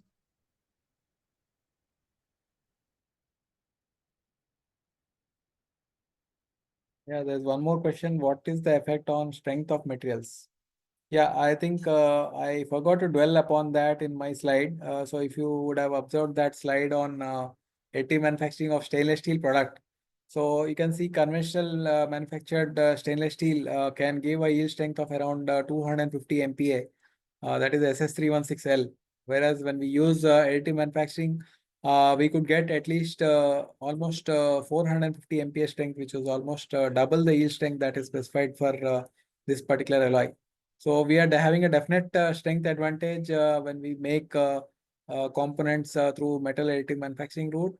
Again, same thing is there, of course, not to that extent, but even in polymers and all, people have reported definite advantage in terms of strength. Yeah, there's also a question about job opportunities in future for additive manufacturing. Yes, see, additive manufacturing technology has been gaining more and more popularity during the past 1 decade. So if you see maybe 10 years ago, there were not much of 3D printing activity. But if you see even in India, I can say the amount of money that is being spent in this particular area has almost multiplied tenfold in the last 5 years. So that is definitely going to grow going further. And yes, there's going to be a lot of opportunities in almost all the areas when we talk about additive manufacturing.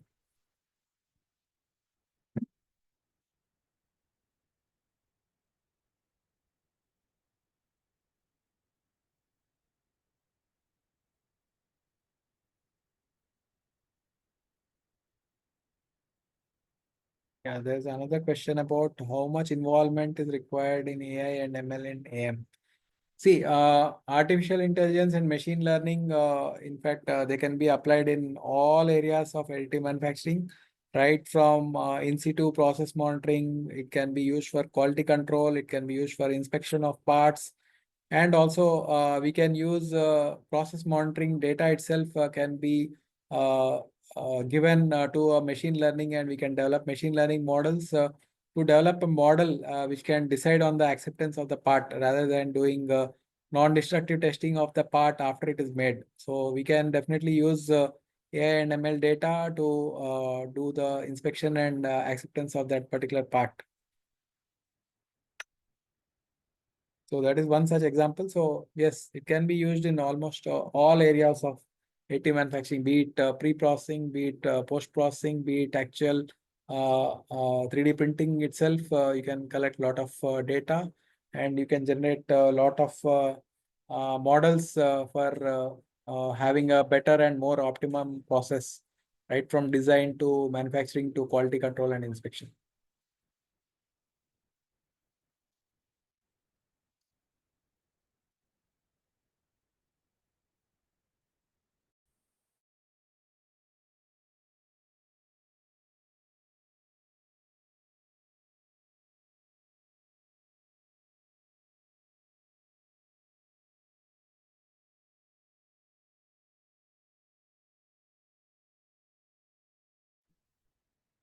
Is there anyone?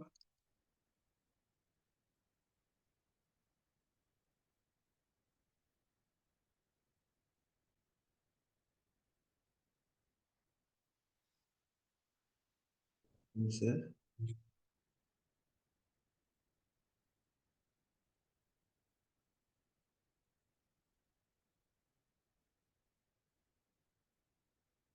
Yes. That will be an sorry.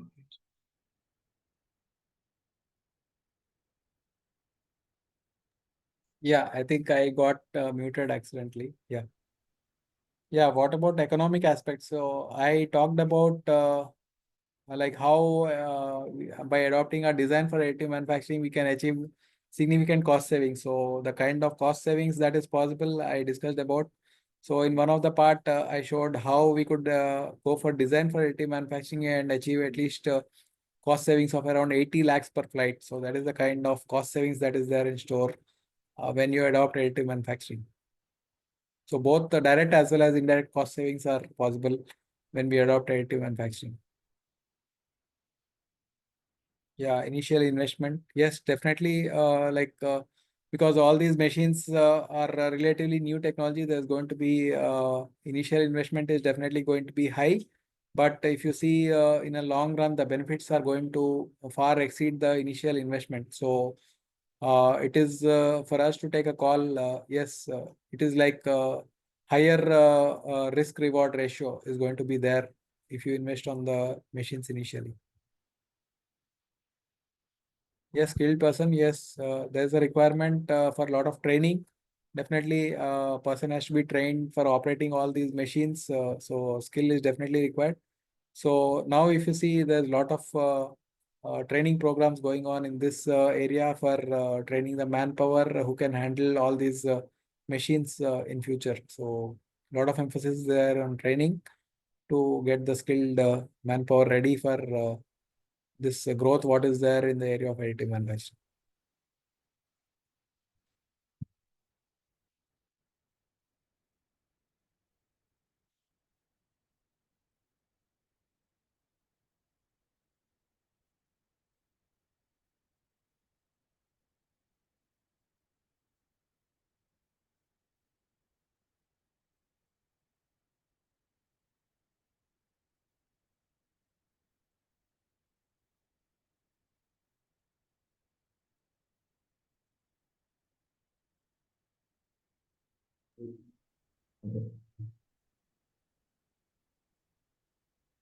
Thank you, sir.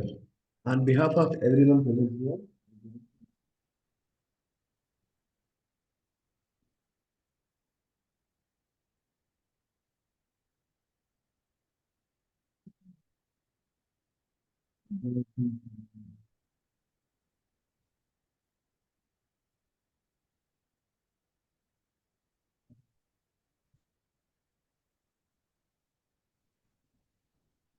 Hello, I think voice is not audible. it plays a important role in promoting sustainability and optimizing research utilization. Sir, your expertise and practical perspectives have truly inspired us to explore innovative solutions and contribute to more in sustainable in future. So we are very grateful for your valuable time, sir, and effort in sharing such knowledge with us today. Thank you so much, sir. Once again, Yeah, yeah. thank you Thank so you much. all. Yeah, thank you so much.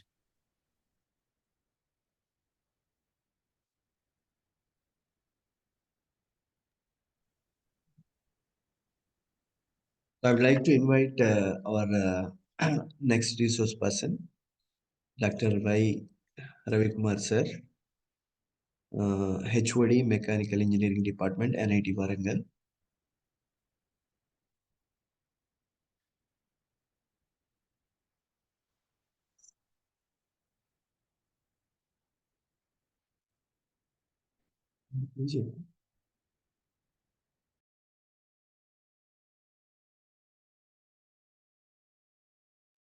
Just a minute.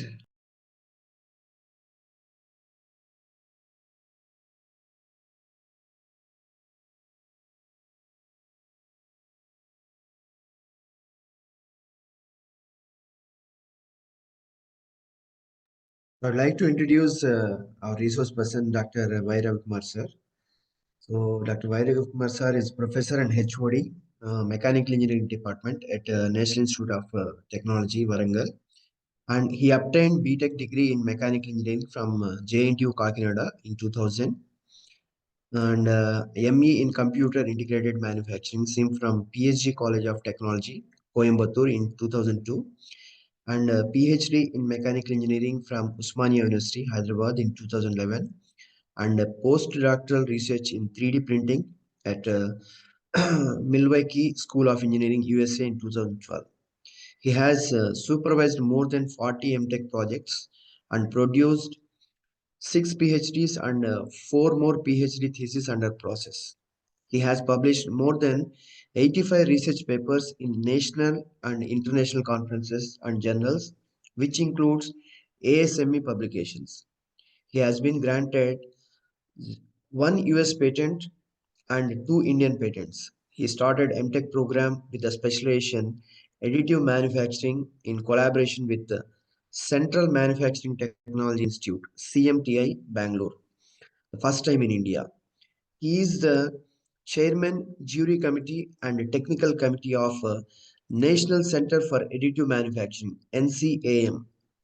And he is also the co-author and contributor for Bowlers Associates series of Bowlers Report powered by ASTM International. He has established a world-class metal 3D printing facility at NIT Warangal under TechWhip 3 grant. He has executed sponsored R&D projects worth of 1.24 crore rupees. He received Young Engineer of the Year 2009 award from the Government of Andhra Pradesh and the Institution of Engineers India. He is a life member of ISTE, IE and RPSI societies.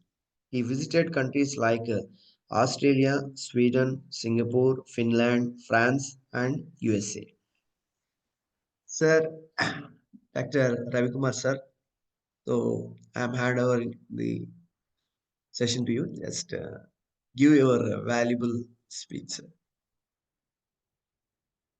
Ask for ask for me.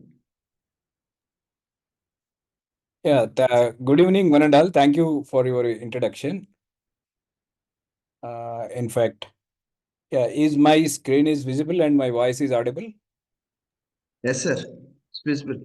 Thank you. And thank you for the opportunity given the organizers to talk in front of the FDP audience. So my talk will be on the additive manufacturing for sustainable product design.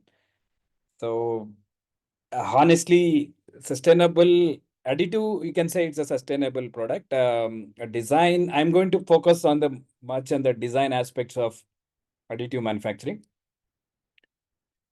Let us quickly introduce this technology, additive manufacturing, and in particular to metal additive manufacturing. It is so popular in the recent times, at least over 10-15 years, the metal additive is gaining a lot of attention. And so the additive, the design is going to play a major role in additive manufacturing. So if you are not design as for the additive manufacturing constraints or guidelines, whatever you call, then you are not going to get any advantage of additive manufacturing. So the design is going to play a major role in additive manufacturing. That is what my focus of my presentation. So the design approaches in additive manufacturing, and it is going to take an unique advantage than conventional manufacturing processes. Probably you might have heard about topology optimization. It is one of the structural design optimization technique. Though it was there for some time, but once the additive came into picture, so the topology optimized structures have gained a lot of attention. In fact, another design philosophy could be a bionic design, or the bio-inspired design is gaining a lot of attention after this additive manufacturing technology came into picture. So let me focus on at least these two aspects of design. And of course, apart from the topology optimization, bionic design, or cellular design, or cellular structures, or lattice structures, whatever you call, and you have other unique advantages. You talk about AM, so that could be a part consolidation. So you can reduce the part count in an assembly. So that is another unique feature of additive manufacturing if you can compare with conventional manufacturing methods. So then I'm going to focus on the part consolidation aspects of additive manufacturing and the guidelines for the tooling design. So tooling design, especially the tool making industry, I'm talking about, say, injection molding dies. So with the conformal cooling, introducing with the conformal cooling channel, you can always improve the die life, or always you can improve the cycle time and the productivity of the tool. Then that also we are going to see with some guidelines of this tooling design aspect. And of course, some design rules for polymer additive manufacturing and metal also. And then finally, with the simulation aspects and the challenges in additive manufacturing. And try to understand this technology. This technology, otherwise also called 3D printing, it is well known term in the recent times. So 3D printing this word is gaining a lot of attention. And you can say these two names are synonymly you can use, but there will be a slight functionality difference, the application wise once you, but nowadays these two are treated as synonyms. And you try to understand the definition of this additive manufacturing.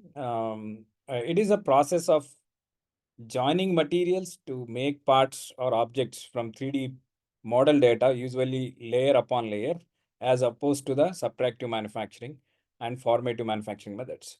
So that is the definition given by the ISO ASTM 52900. So basically, you are adding the material, instead you are removing the material. And you try to understand a bit of history of this additive manufacturing or 3D printing. So you try to see some prehistory of this additive technology. Additive is not a new actually.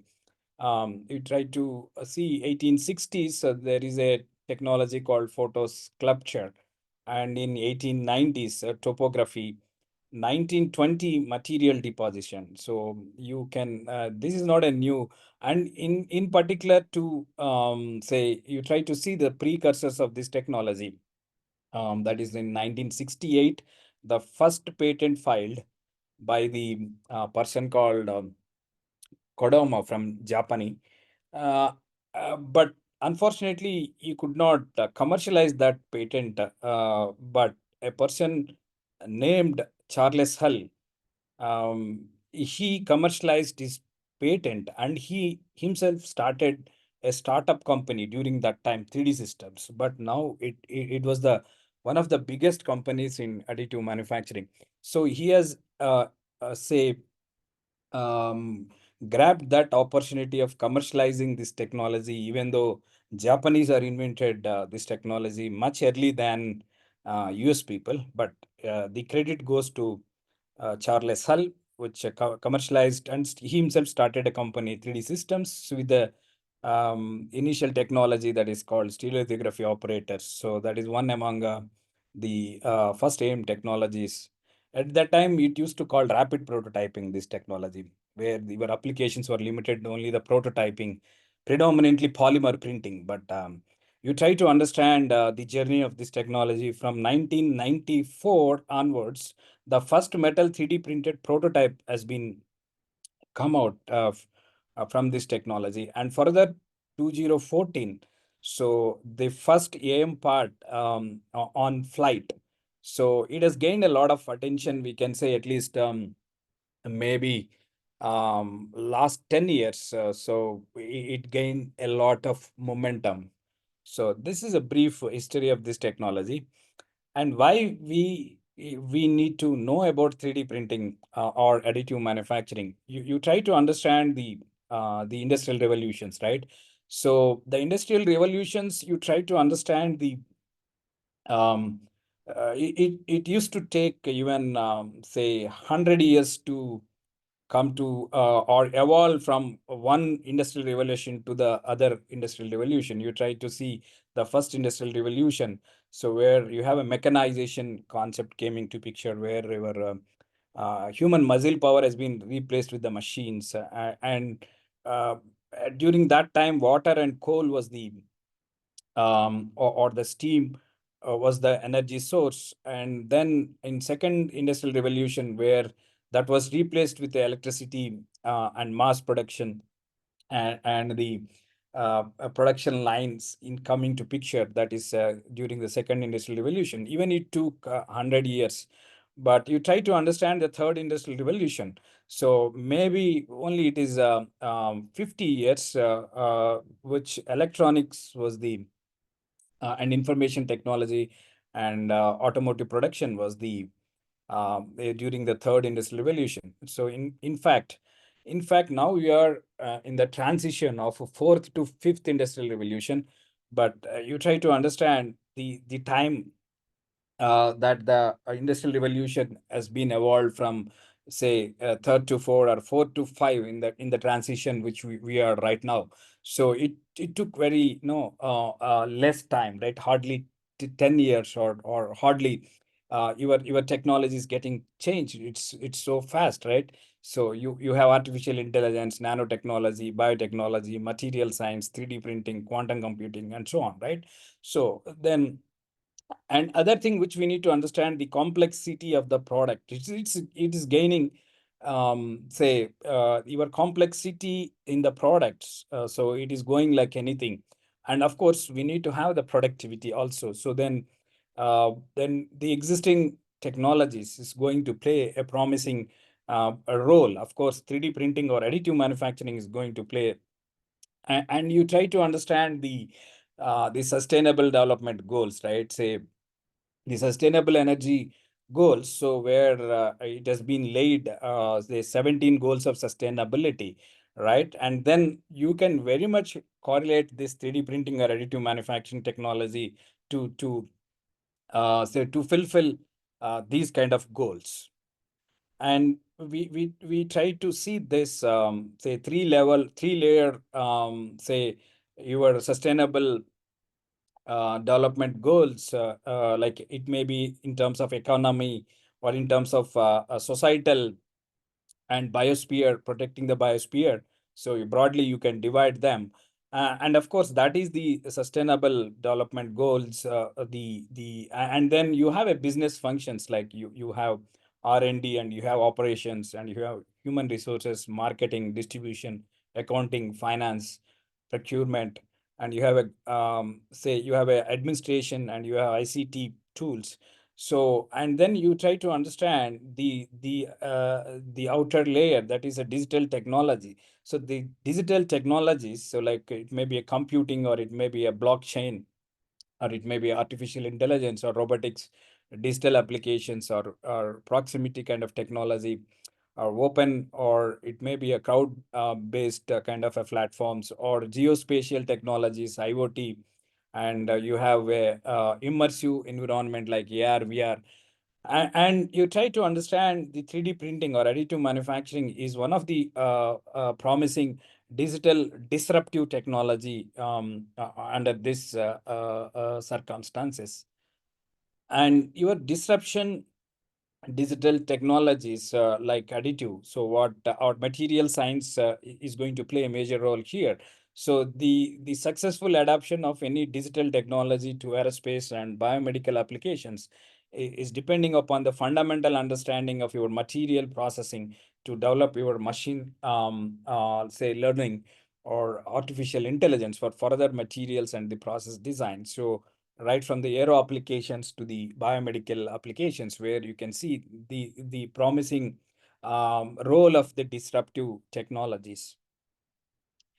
And you try to understand the various steps involved in additive manufacturing. So we need to start with the digital data, of course, by using some CAD tool, or even if you have a reverse engineering data, or you have a 3D digitized data, that can also be the input for your technology. Basically, it is a kind of a digital the kind of data. Maybe you may get it from a medical scanning system to in the form of a CT or MRI scanned images, can also be become your say input, or the digital data.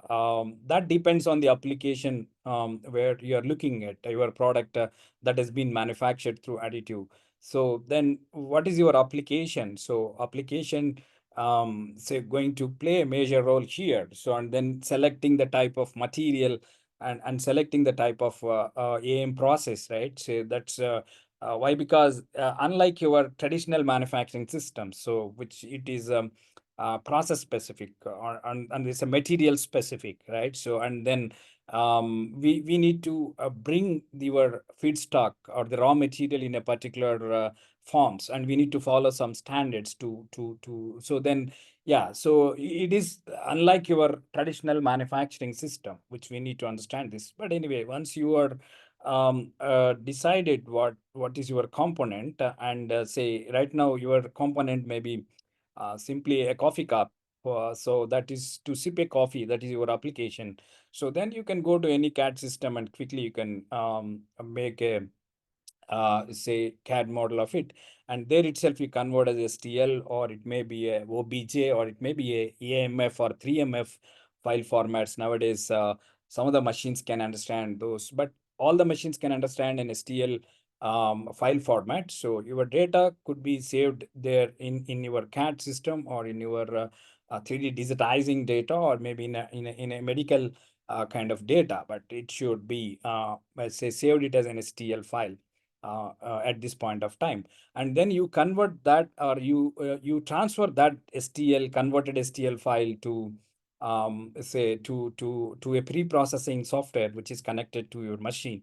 So then your file, the data will be transferred there, and now you can fix your parameters. If not, your software can default, it will set the process parameters, like you're saying that it's additive. So what could be the layer thickness, and what kind of say if you're using a laser system, like what kind of the laser energy that you're going to, and what is the speed of the laser, and what is the distance between the two laser paths, or the nozzle paths. Means you have different aim processes. But so your software can say you could able to generate a kind of a machine setup rather than a code, something like your G code, M code, if you come from a CNC background, right? So then your cross-sectional data, or your say your code will be transferred. Means you are not writing any code like G code, M code in case of CNC machine, but your software automatically generate this kind of say cross-sectional data to run the machine. So once you set up that machine setup, and you send that data for the physical realization of that same what you have done in the software, maybe you sliced the component in terms of layers, in terms of cross sections. So now it has been replicated physically in the machine, layer by layer, right? And then you have once you complete all the first to last layers, all the layers, and now you remove the part from the machine.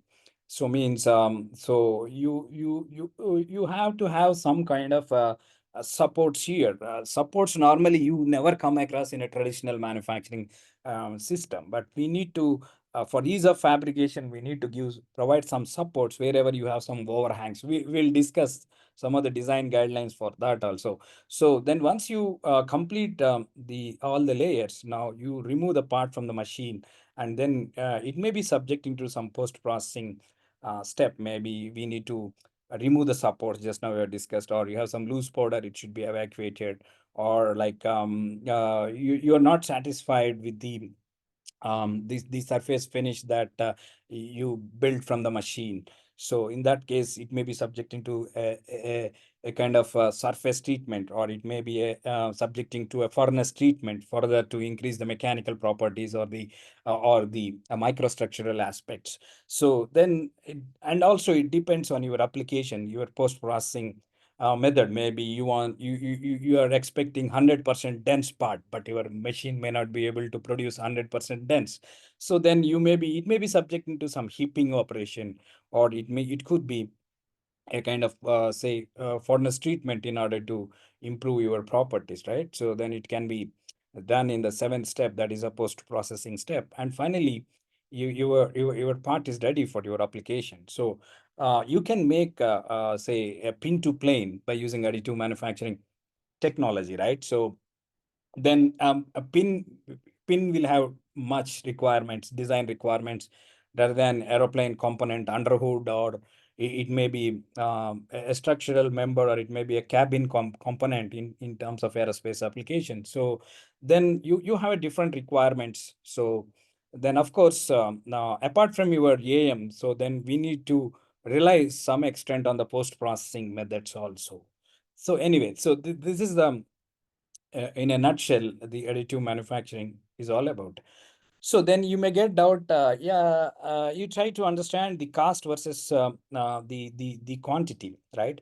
So the cost versus quantity, like of course, in the traditional manufacturing process also, like we need to invest a huge amount in terms of tooling. That is, we need to understand what could be the break-even point, right? Say the quantity. So you are looking for a mass production, and of course, your traditional manufacturing process is going to give a better say break even than additive manufacturing technology, obviously. Then what is the big deal in additive? So whenever you introduce the complexity, so let me introduce the term complexity, right? So if you have you try to understand the manufacturing cost versus the part complexity. So if you have a relatively less complex component like this, means I can say this is a 1x complex. So my complexity is 1x. So my manufacturing cost is also say relatively less. But if I change my design from this 1x complex into a 4x or 5x complex, why? Because the designer might have taken the inspiration from the nature. So the design, the geometry has been completely changed. So because he wants to reduce the weight, and he wants to improve the stiffness, or he wants to focus on the compliance of it in the design. So then because of that reason, or he wants to improve the performance of the traditional component, the traditional design has been modified into a bio-inspired or a nature-inspired design. So means because of this nature-inspired or organic say geometries in the existing scenario, so your conventional manufacturing process now it will cost you like 4 times or 5 times, because your complexity has been increased. So your cost is also exponentially increased. That's what your AM is going to play a major role. So if you have come out with such kind of a situation, and of course nowadays, say your designs or your geometries or organic geometries or bio-inspired with the drive of lightweighting or with the drive of improving the performance of the systems. So then you are obviously we need to work with say 4x or 5x complexity. So then your conventional manufacturing processes will be very costly, will be very expensive whenever you have a complex. So you try to understand this is one lattice structure, and this is a topology optimized say structure. So then your complexity is at least 4 to 5 times. Then your conventional manufacturing cost is also now 4 to 5 times with proportion to your complexity. But if you see this guy design for additive manufacturing, so that is again not only additive manufacturing, you are not leaving the design as it is, as you come out with the traditional. This is the best example you try to understand. So this is the traditional design, but you are not letting this design in this way, but you have modified this design with the intention of adding some value, adding the performance of the system. So then obviously your additive manufacturing is not going to add any extra cost. If you make this complex 1x complex or 5x complex, your cost of additive manufacturing is almost retains same. Like further, if you follow design guidelines or design considerations or design for AM, means you are adding some value, will further discuss. So then that will give you a lot of leverage here in terms of cost, in terms of complexity. And when you try to understand from the tooling industry, this is a injection molding die, right? Say you have to extract the sheet from the mold. Then in that case, you will be circulating the coolant. So the circulating the coolant, you will be designing the cooling channels. So that cooling channels, again, if you go with the traditional machining, but you can drill only the stride channels. But now you have an opportunity here. You can confine the shape of the cooling channels, where in terms of surface area, you are increasing the surface area in such a way that you have a better cooling performance. So your productivity has been improved, your errors has been minimized, your dial life has been increased, your cooling cycle, your cycle time has been reduced, right? So all these functional performance or the efficiency of the system has been increased.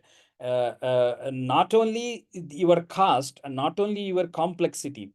So complexity is a free of cost. You're not incurring any single pie in terms of your complexity. And over and above, you're going to get a better functionality or better performance of the system. So with virtually no extra cost. So that's what this guy is promising a role the additive is going to play. And we talk about the design aspects. Just now we're talking about your file should be an STL file. So STL file is basically a triangular mesh.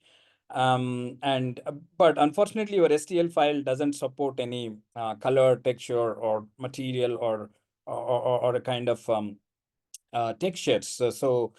Then obviously you may have other file formats like .obj, so which is highly precise and highly tessellated or free-form kind of a surfaces, or even it will support the material data also. And then people realized from ASTM, they have come out with an AMF file format, and from industry side, 3MF file format has come out with the limitations of the STL, where it has been addressed in terms of AMF or 3MF files. Nowadays, these two files are gaining a lot of interest than STL. But STL, but any machine can understand STL. Any machine can take STL file as input. But some of the machines now, it can take even AMF or a 3MF or a OBJ files also, which it can also have the color, texture, material, and other information over and above your STL file will be having. So you'll try to understand this. Yeah, we are talking about the data format, right? Say the true CAD, true geometry to the STL tessellated a conversion. So where the mesh resolution is going to play a major role here. So in order to get the better surface of the AM component. So if you give a garbage in and you're going to get only the garbage out. So one can understand this kind of the accuracy is going to play a major role here.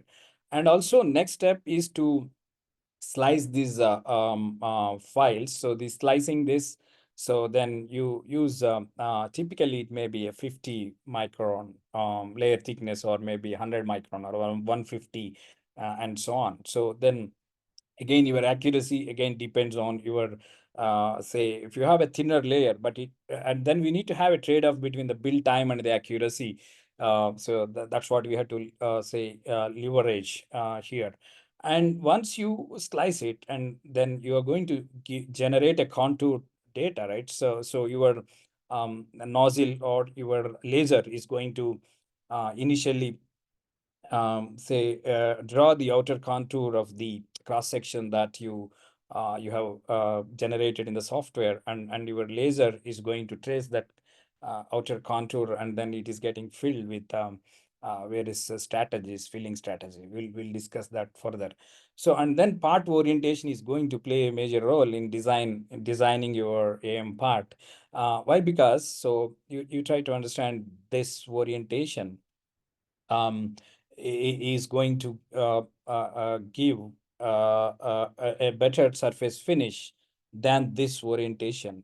Why? Because so this is a first layer, second layer, third layer, fourth layer, and so on. Wherever you have a curvature like this, so where you're going to get a lot of error here. So then which orientation, not only the accuracy, the strength of the component, but in this case you need not worry about much about the strength. Why? Because it may not be subjecting to much strength, but maybe again depends on your application, where your application you are going to use this component, then your accuracy and your mechanical strength is going to, and also support material, and then that is also going to play a major role. So your orientation is going to play a major role in terms of your accuracy, in terms of mechanical properties, in terms of support generation. Then we need to say optimize your orientation. That's one of the design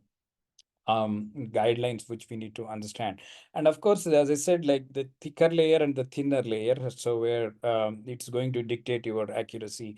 And support structures, as we are talking about, say orientation and support structure, you try to understand. This is a vertical orientation. So the blue color one is the supports.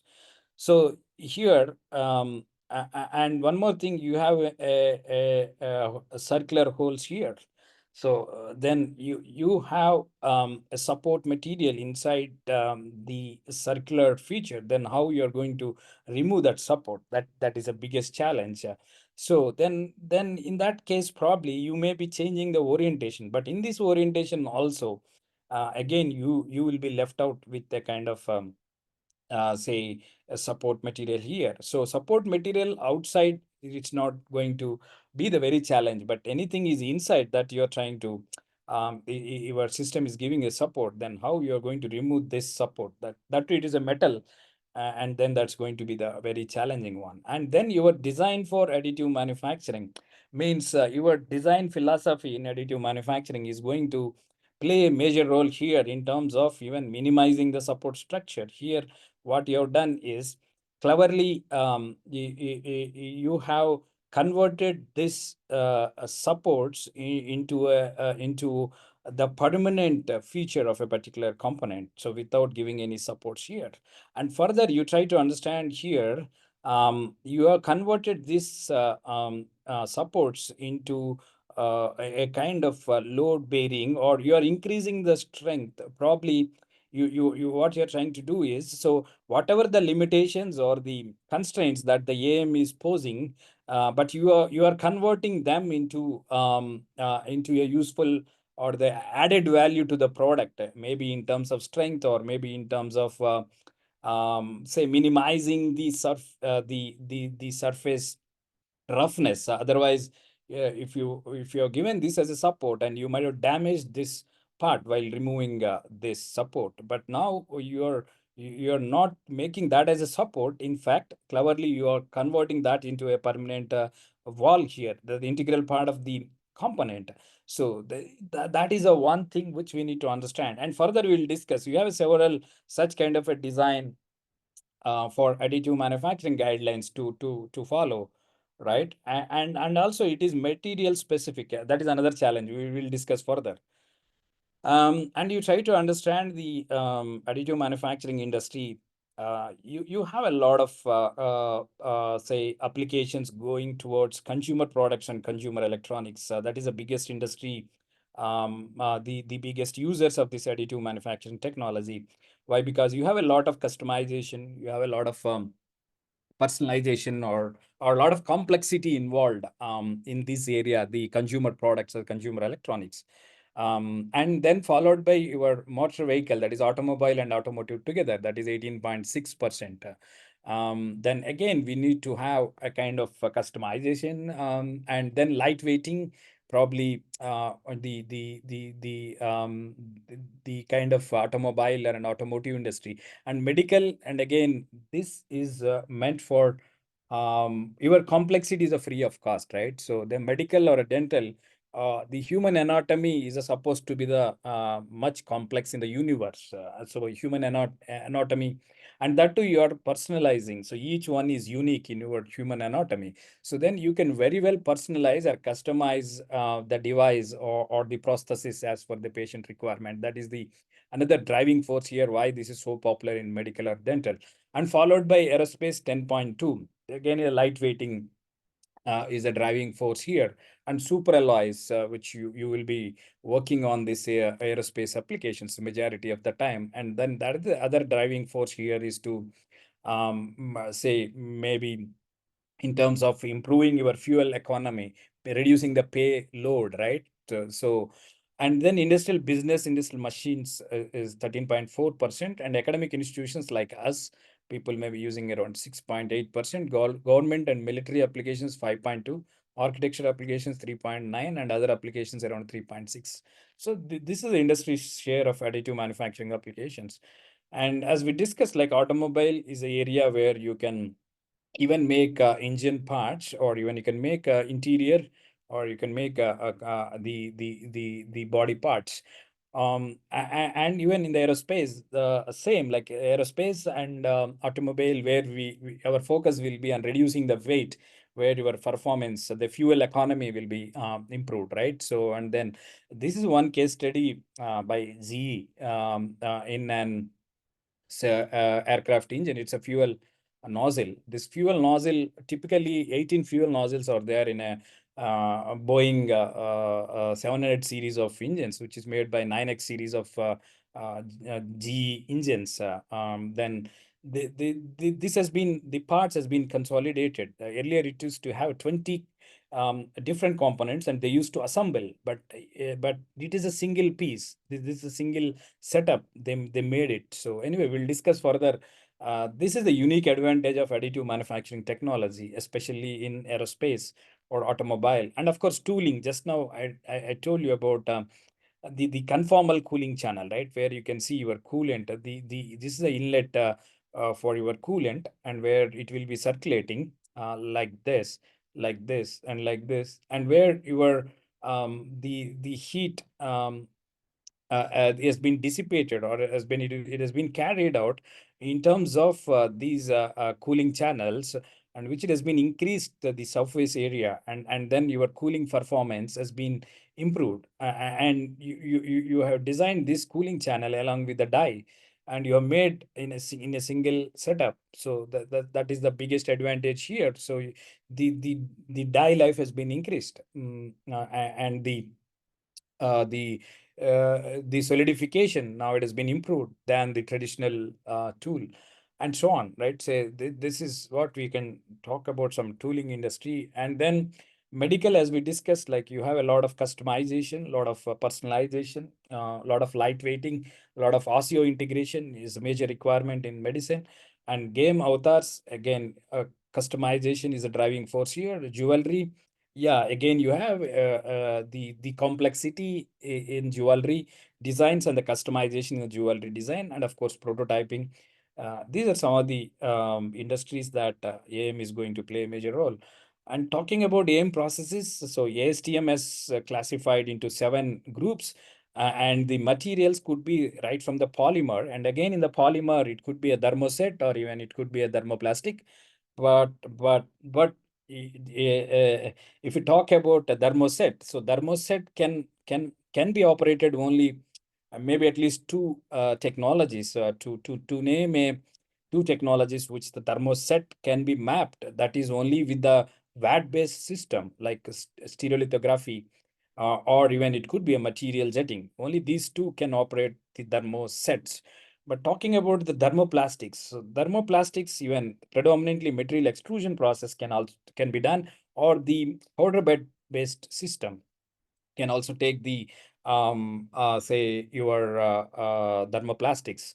And talking about the metals, so metals can be processed in a single step. Maybe at least 4 processes are there, like it could be a DED, or it could be a say a powder bed and sheet lamination, and of course binder jetting. So it will give you the 4 options for the metal or metal alloys, and rest of the 3 can also produce metal, but not in a single step.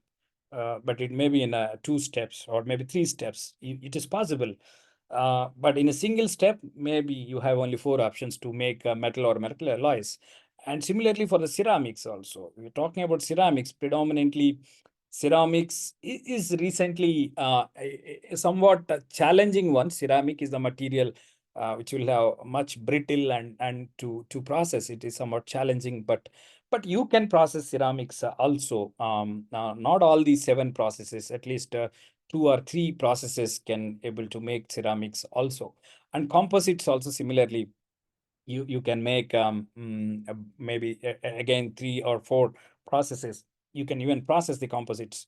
And apart from the engineering class of materials, so you can, the biggest advantage of AM, you can process electronic material, you can process shape memory materials, you can process biological material, or even you can process living cells is going to be the one of the material in case of bioprinting, or in case of organ printing, or food printing is coming in a big way, or construction waste, or the construction material is also be the one of the materials that you can print, or you can additively manufacture. And then that is about the wide spectrum of materials that you can able to process, but understood. But not all the, you try to understand here, not all the materials can be processed in a single process. No. So then we need to understand which process is better, which material, right? And once you select the material and select the process, and then what could be the feedstock form? The feedstock form could be a powder, and again it is a process specific. If you're talking about powder bed fusion or you're talking about binder jetting, so then your feedstock material should be in a powder. And you talk about DED, so DED can take even a powder, can take a wire, or now you can have a kind of wire-based systems also. But and then predominantly powder could be DED, and you have binder jetting, and you have powder bed fusion. So, and then talking about the filament based, or filament could be a wire or a rod. So it is specific to a material extrusion process, or just now we discussed the DED, or even it could be material, say you can even material extrusion can also be a rod, metal rod is possible. And then, so you're talking about the other forms are the sheet. Sheet is predominantly a sheet lamination process, or the laminates basically. And liquid is predominantly for the VAT, for photopolymerization process, like SLA, or even it could be say kind of a material jetting system. Your material could be in liquid, right? So, and then we need to understand, like say you cannot map as you wish your what you call your feedstock form and the type of material, but we need to understand, right? Say then which process, then which one is going to decide. So then what kind of say energy you are using it? Maybe you may be using a thermal energy, or you may be using, say we'll try to understand. But anyway, I'm not exploring here the all 7 processes here at this point of time. So my focus will be on the design, but design is directly linked with your process capability of EAM, right? Otherwise, say if you talk about what could be the minimum size of the hole, you can print it in which process, means it will vary. So if you're talking about the minimum size of the hole, maybe 1 mm or it may be 2 mm, but it is not the same. And then what about the minimum wall thickness that you can make? That also it will be varying from one process to other process, and it will be varying from one material to other material also. But as a designer, so means you have 2 things here. One is a general design guidelines, or process specific guidelines, right? So you need to explore that, then only you will become a very good design for additive manufacturing guy. So then you try to understand these 7 aim process just now we discussed. Like say you have a polymer, that to thermo plastics. Thermoplastics predominantly by a material extrusion process, as I already mentioned. And talk about thermoset, it could be a VAT based or a material jetting system. And you talk about the other say polymers, plastics. So thermoplastics, even it could be from the powder bed based system. You try to understand, you have a huge options here onto the powder bed based system, and which I'm going to focus on this technology. And you have a polymer as well as metal can also be processed. Thermoplastics and metal alloys, some extent ceramics can also be processed. And then you have other processes which it can be also supporting your metal. Other, that one is the binder jetting, and you have the DED system here. So on sheet lamination also, which it will be supporting predominantly. These are the metal and metal alloys which will support, right? And then you try to understand why the metal AM systems are gaining a lot of attention, as I already mentioned, typically from the last 10 years, right? So that's what you try to understand. This technology, metal printing was started maybe at 24 years ago. But you try to understand the number of installations, or very few first 10 years. But if you try to see the last 10 years, So it is going like anything. So then one can understand the importance of metal printing in AM. And as I already mentioned, this direct metal or metal parts directly you can produce from binder jetting or powder bed or sheet lamination or direct energy deposition. And rest of the three processes you can make metals, but indirectly, maybe in a two-step.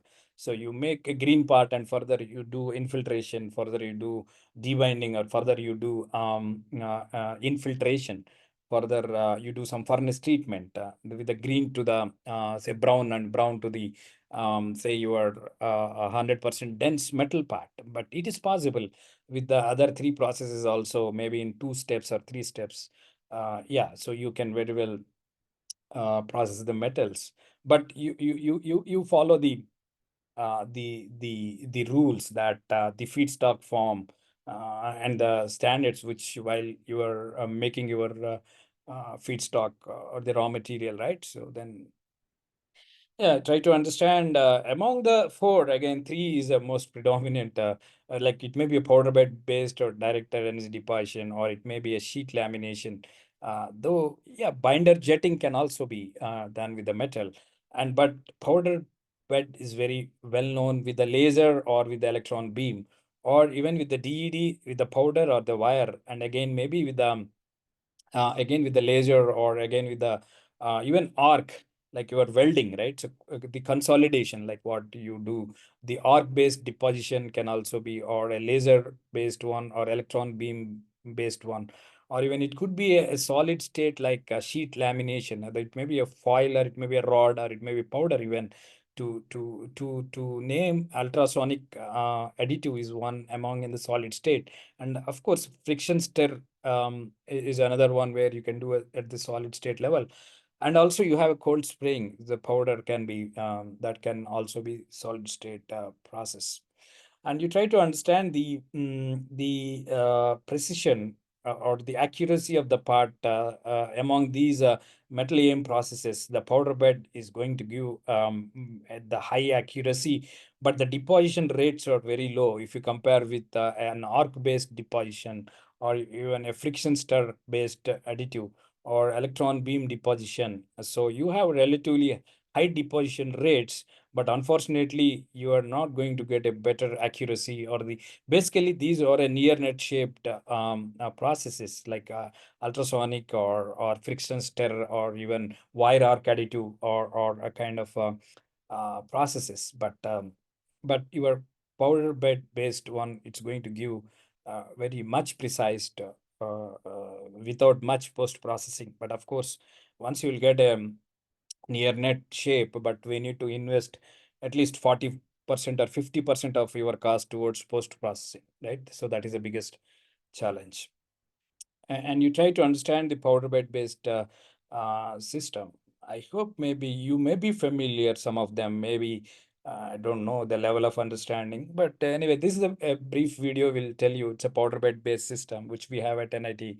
This is a laser based powder bed system, which the powder has been spread here through this roller, and now laser is now it is melting the powder particles as for the cross section that you have already say generated in the software. So accordingly, your laser is going to say melt that region or the cross section selectively. It will be doing, right? So otherwise it may be called as selective laser melting also. You are selectively melting the powder particles. Yeah, so this is the brief thing. And metal additive, as we discussed, like you can go with a medical implants, or maybe a medical devices, all the way you can make on a titanium, or you can make in cobalt chrome or stainless steel, or even it could be any bioceramics, or even it could be biopolymers apart from biometals. So, and then you have other extreme application like aerospace, any super alloy, or you can make any say a kind of say in aerospace, normally you will be working with super alloys, right? So, and then you can go with even nickel based super alloy, like Inconel. You have a different grades of changing the nickel composition. You have Inconel 625 or Inconel 718 or Hastel IX or Hines or Monal. So all these are nickel-based superalloys. And of course, copper can also be processed, and aluminum-based, it may be ALSA 10 mg or ALSA 8 mg or 205, or it may be 6000 or 4000 series. Or iron, you have a lot of stainless steel 17.4 pH, or it may be a different grades of 304 or 316L. It is another biocompatible material. And then you have other Invar, and you have iron-based alloys, and titanium 64 or ELI, or you have a titanium-based materials for both bio and aerospace applications. And you have even cobalt chrome is another bio material. And you can have a refractories. Surprisingly, even you can even process the titanium, the tungsten, or you can process the molybdenum, or you can process the tantalum also. So it's quite in the recent times. So you can even able to process these kind of materials, and bimetallic and even metal matrix composites can also be possible. And what is ultimate goal of any metal AM? So then can you print this in a single part, right? So you have this blade profile, and you have this rotor, right? So but can it be an integral part? So yes, absolutely, you can do it with the design for AM in particular here to come out. And then which it's going to play, your process parameter is going to play a major role. Like one is a scan speed. For example, your laser is moving at a relatively less speed, and which your melting of the particles may not be happen properly. But if you have other hand, if you're moving your laser at the higher speeds, but you can find this kind of balling effect, means you may not be allowing the laser to melt the particles if you're moving at the higher speeds, right? So your scan speed is going to play a major role. And of course, your scanning strategy, especially in the residual stress, we will come to that. And of course, the laser power versus your the porosity is going to play a major role here. Lack of fusion, porous, cracks. So then your laser power and layer thickness is going to play a major role here. It should not be over melted, it shouldn't be under melted, right? So then the energy density, if time permits, you will try to discuss that also. So and you try to see these trends in metal AM. So even people are looking at alternative for the powders, maybe a platelets kind of a things, or metal and ceramic bonding. People are trying to attempting it, and high density ceramics people are, and in situ process monitoring may be the another trend. Like automatically your melt pool can also be adjusted with the process parameters. That's what people are attempting it to do that. And multi alloy hybrid techniques and increase scale, like people are trying to make even a bigger fuselages for aircraft applications. You can talk about the scale, maybe very big sized components.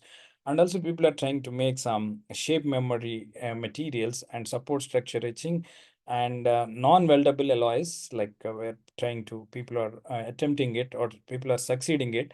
And also somebody was talking about, like, say, the kind of non-destructive evaluation or non-destructive testing. That is another trend here now, to test or to check the quality of the parts that you made with the AM process. And let us focus on the design aspects. So the design aspects, if we talk about, then first we need to understand the part requirements. And the design aspects further you can divide into a geometrical feature. That is, as I already mentioned, like some support structure, some overhang, maybe the angled overhang, or it may be a horizontal, or it may be a kind of cantilever, or kind of a so simply supported, or the bores, or the hole size, or the channel size, what could be the minimum, and bridging, minimal wall thickness, and the minimum size of the feature. So whether it could be a 1 mm or it could be a say 1.5 mm, the minimum feature that you could able to make it and these are the process specific thing, right? So it will vary from one process to other process. And of course, your process parameters just now I discussed, maybe layer thickness, build orientation, laser power, or scan velocity, or even it could be a hatch spacing, or even it could be say that again. So what kind of a process that you are using it? So your energy, laser related parameters and other powder related parameters, it's going to play a major role here to name a few here, right? And the design considerations, like say what could be the accuracy that you're expecting it, and whether that kind of accuracy you're going to get on this particular machine, or the surface finish or anisotropy. This is the biggest challenge if you try to compare the traditional manufacturing process and say casting or forging versus the AM. So definitely AM will suffer a lot of anisotropy. So not getting the properties same in all the three directions. But then how do you make it so more isotropic, closer isotropic? So then that is another design consideration which we need to. And of course, build time and the cross section is also we need to say consider all this. So horizontal overhang, as already mentioned, without giving a support here, what could be this D value, or what could be the angle without a support you can make maybe 45 degree, or so then, or maybe bridge, maybe a 2 mm, 3 mm, or maybe a bore channel, the especially the vertical holes I'm talking about, say not a horizontal hole. So what I'm trying to say, so you are going to build in the Z direction. So always you try to accommodate your the axis of the hole along with the build direction. That is ideal, but if not, then what could be the minimum size of the hole without supports? Otherwise, we need to give the supports.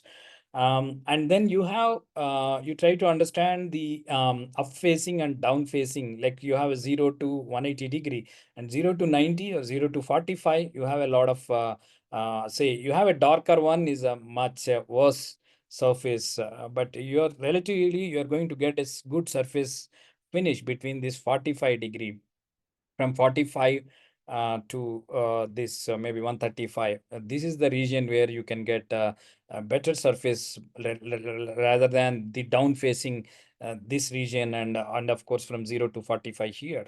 So then we need to understand your RA value is very bad here at the down facing, and of course the up facing, preferably your up facing, it should be oriented, or it should be set as up facing rather than a down facing.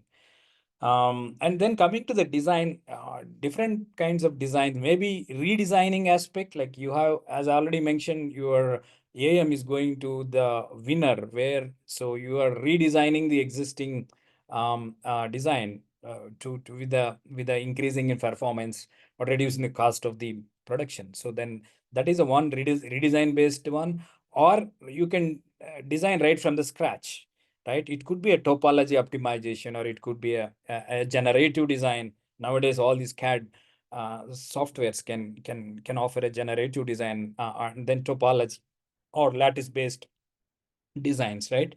So you have a process-specific design guidelines here, and here you maybe have a general generic DFIM guidelines like orientation or supports, or so you have certainly some generic DFIM guidelines versus your process specific guidelines which we need to adapt. But you when can you say that you are a best user of EAM? Then you try to explore whenever you want to go with the redesigning philosophy, or whenever you go with a kind of a say right from the scratch, maybe in terms of generative, or in terms of topology, or in terms of lattice-based designs. And this is a one best example for redesign based approach. So this is the existing design. This existing design may be a 4.6 kg weight. And predominantly you try to see all these features are kept on the 6 faces of the block. So then we can understand this is not ideal for AM. So, but still, if you want to use AM and then you want to make it, yeah, absolutely you can make. Absolutely, there won't be any problem to make this kind of. Why? Because AM can make any complex object, but this is not a complex, but this is a bulky. Then that is the issue where it will come. So, but anyway, it is absolutely, it can be processed. But 4.6 kg is the weight of this component, and then you have changed just the form. That is, with the instead of this bulk masses, you made it as a shell. Just you go to any CAD software, so you use the shell command. So you are retain all your inlet outlets same as it is, but only you have removed this bulk material into a shell. So because that process, so now 78% weight reduction has happened. So you're changing the form, but still you're using the same AM process. But still you realized, so no, this is not ideal. Why? Because these placement of the inlet and outlet based on the traditional machining mindset. But if you are printing still these two, but you are not exploiting the additive manufacturing capability or the power, so then your design for AM guy has come out with, no, we need to change the not only form, we need to change the functionality. Means why you want to have these the layout, the configuration of these inlet outlets like this. Why? Because your traditional design has given like that and you kept, but your designer has come out with out of the box thinking, and then no, then he has improved the functionality, the performance of the system by changing this innovative kind of a layout here, and that to the fitment. It is a less components when compared to this one. So the number of components, or it could be a one component, or even it could be a two or three max, but not like a dozen of components here. But absolutely your fitment has been improved, and your form has been improved, and your functionality or the performance of the system has been improved, right? So means 91% weight reduction has happened, and you have a fluid flow improvement, the performance of the system, and easy assembly. So you have a less number of parts, and you have a less nuisance or less what you call the maintenance, right? And running cost. And anyway, so then you have this design, a solid block design, and you are trying to print the same without changing the design, but it may consume 191 hours. But your machine, you may be charging 2000 rupees per hour, but 2000 into 191, it will become expensive, right? And the material weight is 7.4 kg, and the $70 is the per kg is the cost of the material, and then it will cost you around 15K around that is in 316L. But imagine it's a titanium, then what is this material cost, right? But then you come with a shell based design. So now 191 hours has been reduced to 36 hours, and your the 7.4 kg has become now 1.2 kg, and the total cost will be it is only $3,735. But still you are not convinced with the the form, but you want to change the functionality. As I already mentioned, like you are using a DFAM the support concept into converting that constraints into useful value, added value to the product. So that is what and not only that, you have reduced the cost, the build time. It's only 19 hours. So almost you have reduced one decimal, 19 hours, 191 hours to 19 hours. And similarly, cost also, you try to understand here, you have cut one decimal place almost. Even it could be say, again, it depends on the geometry, but at least this kind of a savings with the optimized design for AM guidelines, it is serving both the purposes here. So whatever the limitations in the AM, you are converting that limitations or the constraints into a useful product in terms of changing the design, right? So that is a beauty where it lies.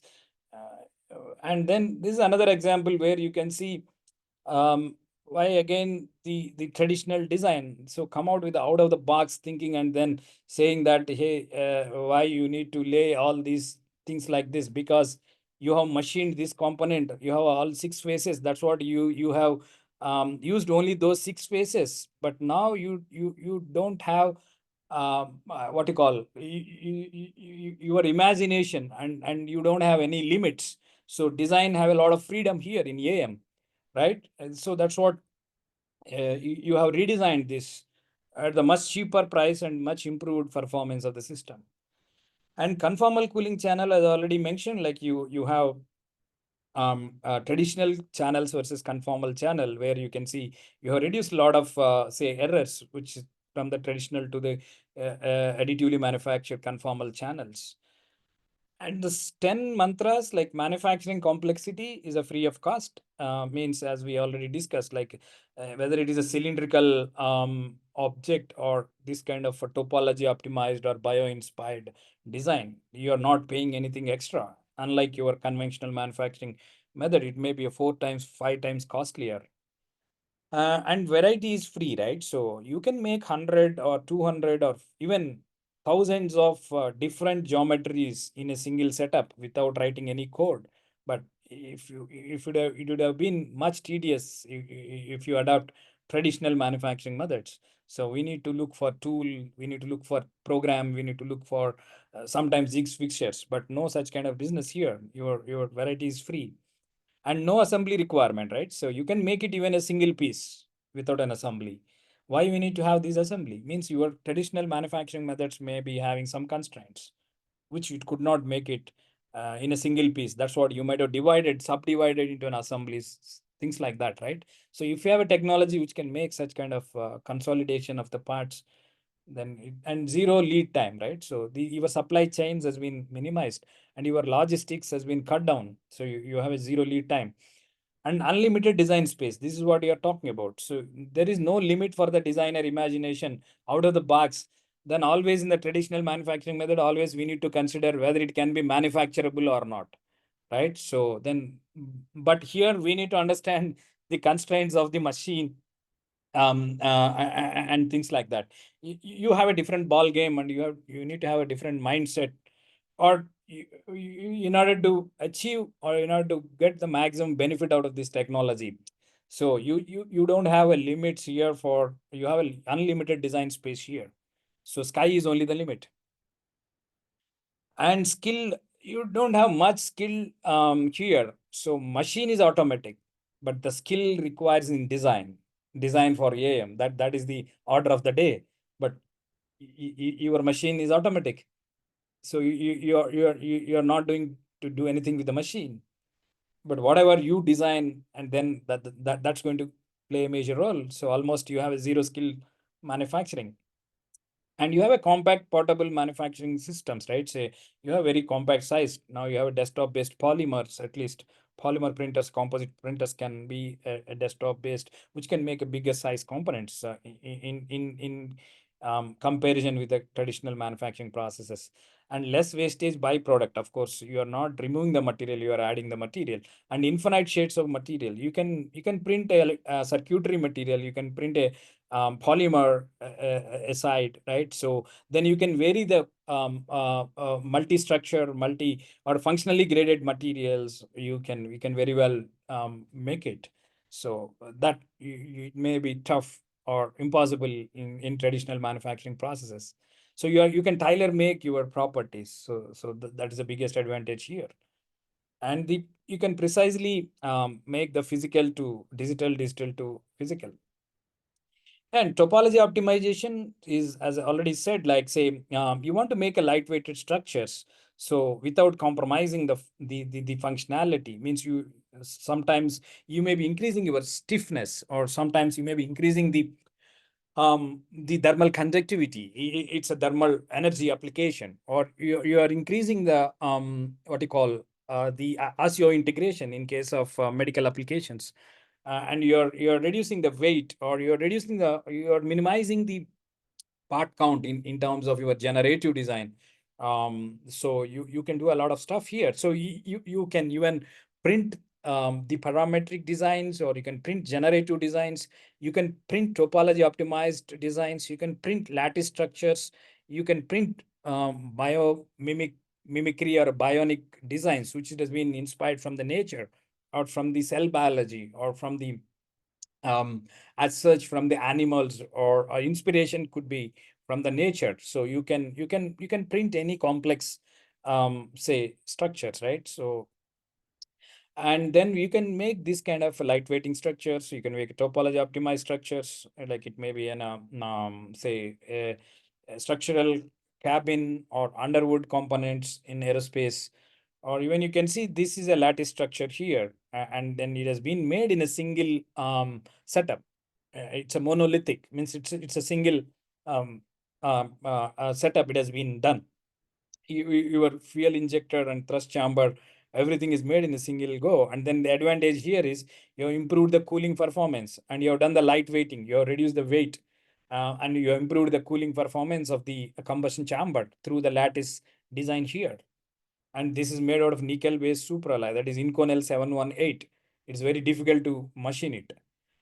And then you're taking the inspiration from the nature, or like a lung inspired heat exchanger here. Like say the function of a lung, like it will take the oxygen and it will say excrete the carbon dioxide, the same inspiration. So your heat exchanger and your surface area, right? So your surface area has been increased, and you have a light weighting. So you can see, and the best conductor in the universe, that's the copper. So now people are able to print in copper.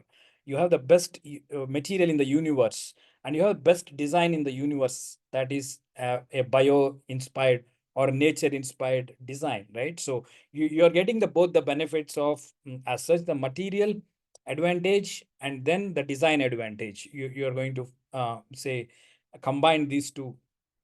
And personalized shoe soles and personalized the fashion designers thing, and implants. So you can either, it could be a chest implant, it could be a spinal wedge, which you're going to mimic as for the patient requirement. And it could be a combination of solid somewhere, and somewhere it is porous, maybe mimicking the cancellous bone and the cortile bone somewhere. So harder bone and the say porous bone, both in a single setup, and which is mimicking the patient requirement. So you have a beautiful design, lattice based design here. So then you can print it. You have a beautiful technology, 3D printing or additive manufacturing, and you can make an orthopedic cast like this. And then I will, because running short of time, I may be somewhat quick here. Like say you can consolidate the parts. Maybe you have 19 components here. Now it has been made only the 4 components. So why you want to make these many components? Maybe a traditional manufacturing processes may not be able to make, maybe some limitations in the traditional manufacturing process. Probably you may be using this kind of thing, but you have a certain like a technology like this. You can consolidate the parts, you can reduce your fasteners, or you can reduce the components. So only electronic parts, like you have a motor and you have a sensor, the temperature sensor, then you will accept those two, and now you all these fasteners, and then now it has been become a clip kind of a modular kind of a design, so which you can print it in a single go. And you have 48 fasteners here among these 5 components, but now it's a single component, 0 fasteners. And this is 20, earlier traditional design 20 components. Now it is only single component. Now you have 25% rate reduction and 95% inventory reduction, and 5 times durable, and 30% the cost efficient compared to traditional manufacturing process. And now it is only 20 parts instead of a single part. And this is another case study from Boeing. In fact, the body is from Boeing, the structure, and the engine is from GE 9X series, and the 300 parts has been consolidated, and is a much fuel efficient engine in its class. And 100 parts has been made as a single part here. And again, 300 parts in a diffuser. Now it is made only the single part. 5 assemblies, now it is made only single, and all 300 parts can be shrunk into a single part. And at least you have reduced say greater than 10 lbs of weight. So means you could able to reduce even a 5 kg weight. So 5 kg weight is a great achievement.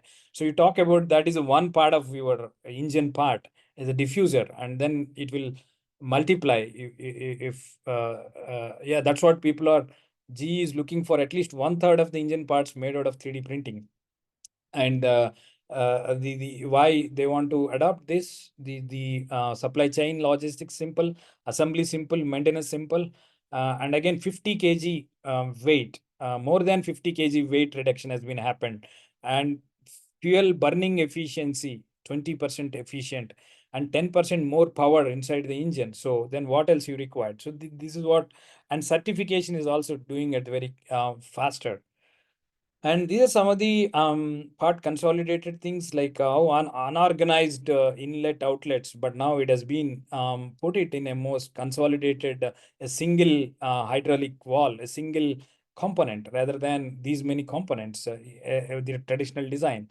Now you can see, and you have 20 parts like this here, and they used to assemble, but now it is only single part. You have 75% reduction in the weight, and which we can see 16 parts. Now they made it as it's a single part, or probably three parts, 1 2 3, it has been assembled. But earlier it was 12 parts versus 3 parts, right? So in this way, and tooling, as I already said, like the tooling, you're reducing the cooling the cycle time, and improving you are reducing the shrinkage, you are reducing the internal stresses, and you are minimizing a lot of. You can see here, because of the conformal channel, almost you have done it. Solidification is uniform. And you can use a different configuration, zigzag, parallel, spiral, and then I'm not going into that. You have several guidelines here to be followed. And anyway, the orientation as already mentioned, and the bulk of masses should be minimized. So you need to have a wall thicknesses, and then slightly increasing, putting in a orientation, not letting the accumulating the heat gradient here, the temperature gradient in a single layer, and just you can orient it, and you are distributing that heat, what you call the accumulated heat. Because of that, it may get warpage or distortion. So then you can always minimize that. And supports, as I already mentioned, and then you can even reduce the surface area in such a way that you can minimize the supports. You have some thumb rules, guidelines, and the minimum size of the future I already mentioned. Like it will vary from process to process, and material to material also. It is material dependent, process dependent, and the ribs can also be introduced. And then the salt shaker holes, or like especially for the powder based system, or a vat based system. So we need to, if you are printing some a halo components, and we need to evacuate the loose powder, or we need to evacuate the liquid which is there inside, then we need to give some drain holes here, and then we need to drain out that. And metal, as I said, like your laser, some of the laser energy, majority of the laser energy is absorbed, or some of them may be reflected, some of them may be scattered. And then what could be the scan spacing, the distance between two laser scans, and then speed. And then it will dictate a lot in terms of lack of fusion, or pores, or the cracks. And then like your beam offset, like your tool compensation in case of CNC, and then we need to follow that here.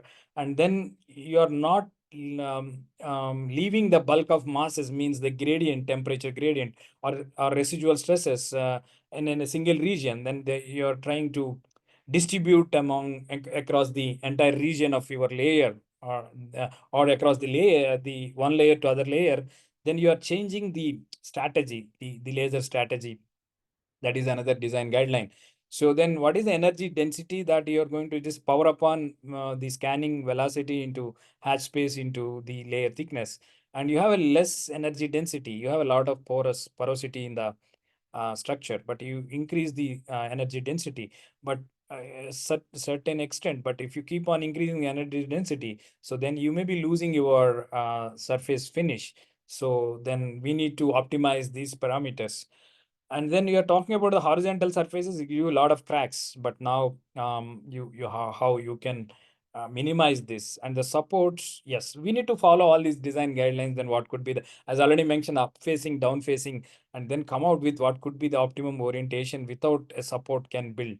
Or if you're not giving the supports, then ultimately you may be end up with damaging the part, or recoater crash, or your roller will hit the workpiece, or vice versa. It could be damaging your work, or it could be damaging your roller or the recoater. And then the unsupported overhangs, like there is also some limit. If you increase that limit, and then without support you cannot build that kind of features. And without supports you can go up to 3 mm, less than 2 mm, or less than 3 mm. And if you have this bridge size is more than 3 mm, then without support you cannot realize this kind of say features, bridges. And as I already mentioned, the residual stresses means if accumulated gradient, temperature gradient will lead to say it will your part and support will get splitted, or even your part can be cracked like this way. And then the solution will be, just as I already mentioned, you keep on changing the, not letting this kind of residual stress in a single layer or among the layers. Then you keep on changing your lasers say strategy, where you can distribute this kind of residual stress evenly rather than accumulating at the same region. And then the thicknesses, uniform thicknesses, of course, and ribs, as I already mentioned. So we need to follow those kind of guidelines, and you redesign this kind of thing. And also you could able to reduce the weight because of this design for AM guidelines for metal, you adopt it. So you can reduce the weight, and you can improve the performance, and all that advantages you're going to get. And of course, stress concentration, the sharp corners minimize with the fillets. So then that's always in a conventional process also, you can take care about that. And the uniform thickness across the cross section, and filleting wherever you have the sharp internal corners. Otherwise you will be suffering with some kind of a crack here, or now you can make it fillet and more uniform across your structure. And vertical holes is the best option, but if not, your horizontal hole, if you want to make it, but only up to 8 mm you can make the horizontal holes. But after that you can find this kind of the reason here is like the heat conduction may not be proper. If you have a given a support, and then support will take up that heat conduction, that is the secret. So then if you are not giving a support, then the powder will get agglomerate there, and then it will damage at that portion like this, right? So otherwise the idea here is either you redesign the shape or give the support. If you give the support, if it is this is internal, right? Internal feature, but then while removing this, it's very tough.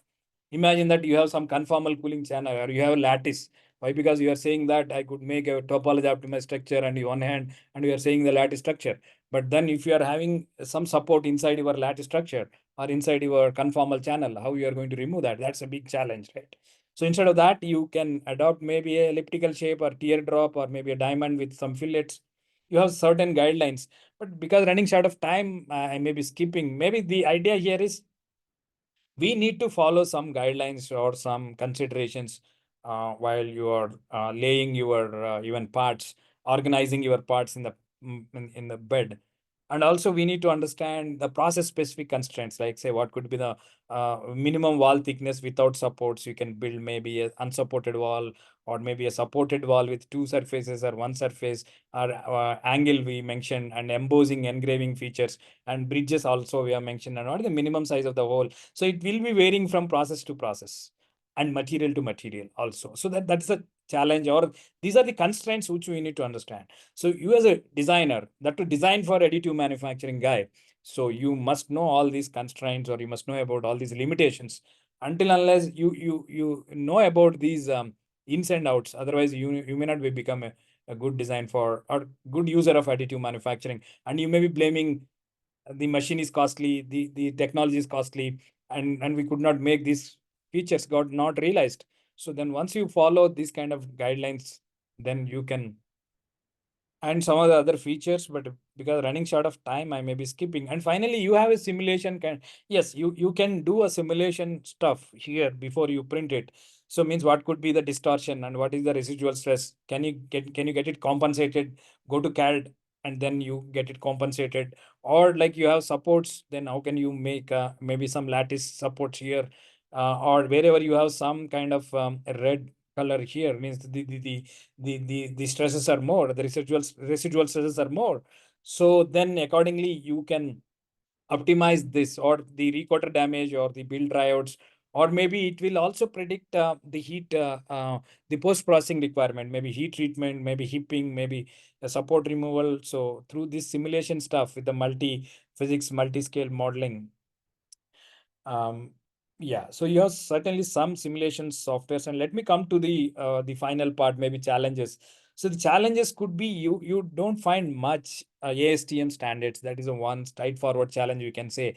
This technology started maybe 35 years old, but ASTM and ISO has formed maybe 15 or 20 years old back, but still there will be a several standards should be evolved, maybe in terms of design, in terms of feedstock, in terms of fabrication, in terms of testing, in terms of quality. So then that is the major challenge. And you try to understand the part quality. At least I'm talking about the powder bed based, laser based powder bed system. At least 150 to 200 parameters it will dictate your part quality. So then the repeatability and yeah, that is a much challenging, right? So then you have interconnected or interaction among these parameters also, that will lead to a big challenge. So let me conclude here. Let me summarize. So we started with introducing this technology, additive manufacturing, why metal additive manufacturing is so promising, and most importantly, the design approaches, and especially the topology and the bionic designs, and design guidelines for part consolidation and tooling guidelines, polymer guidelines, metal guidelines, and finally simulation and the challenges that. So coming to the facilities, we have a laser-based powder bed system from 3D Systems, DMP Flex 100. So you can process majorly 3 or 4 materials. Right now we have tested. Like it will be steel, it will be aluminum, and it will be titanium, and it will be cobalt chrome. And we can try even nickel-based superalloys also on this machine. And we have a material jetting system which can print even 16 micron in a epoxy based resin, that is a material jetting system.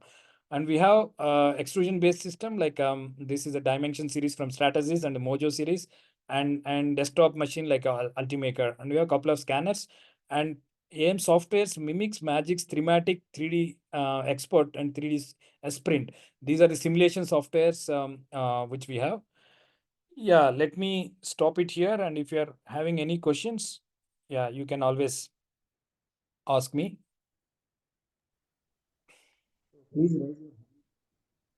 Hello.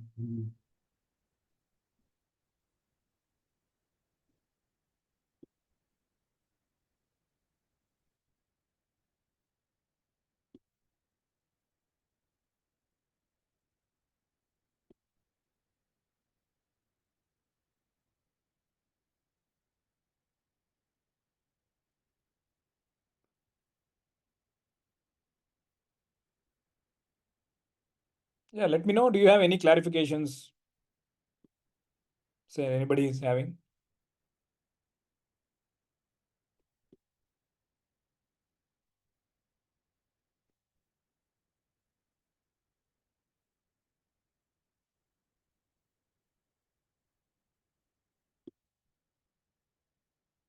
Hello.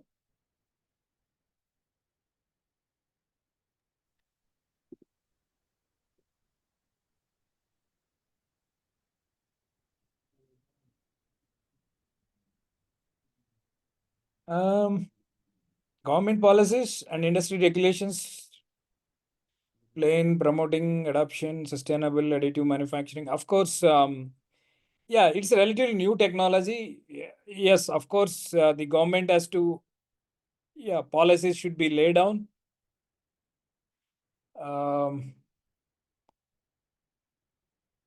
Okay.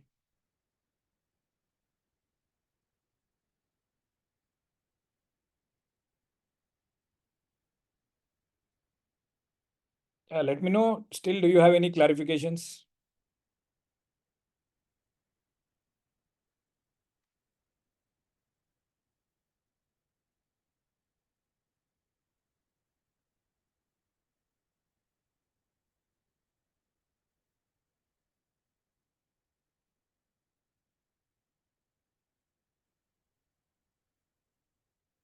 Yeah, I can understand now. It is too late. Yeah.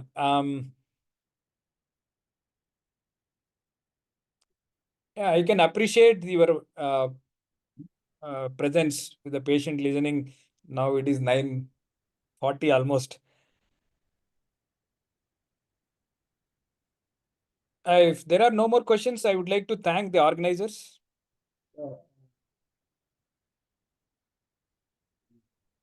Hello. It's over to you.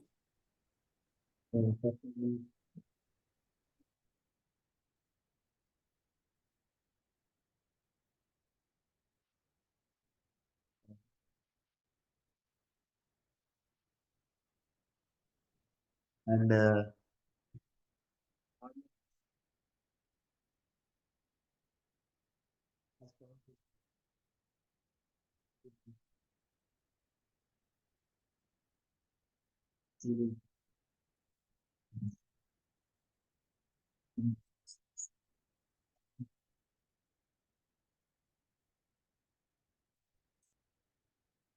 thank you so much, sir.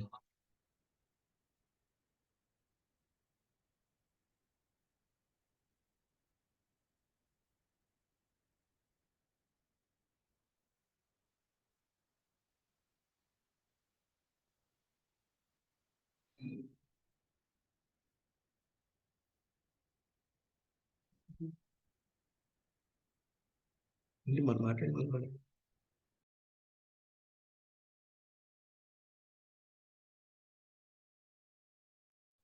Sir, am I audible?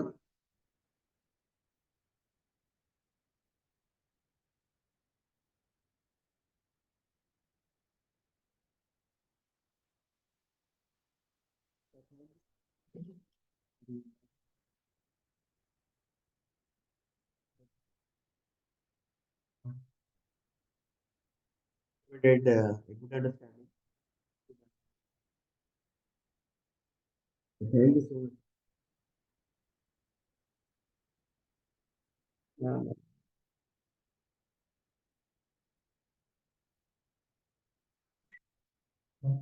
Sir. Hey, am I audible?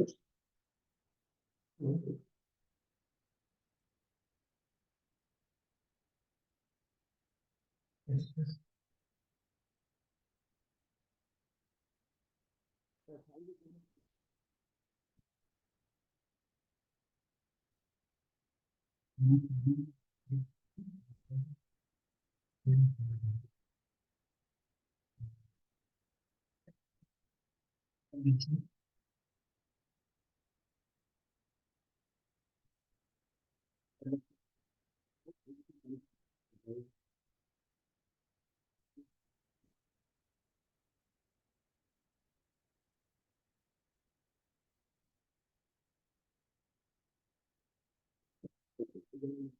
Yeah.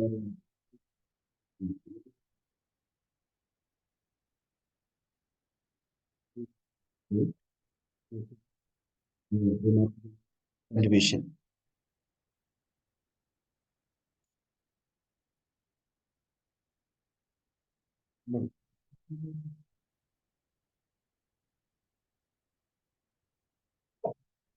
Okay, thank you once again. Good night, all. So we will meet again tomorrow at 6:30 p.m. Thank you so much.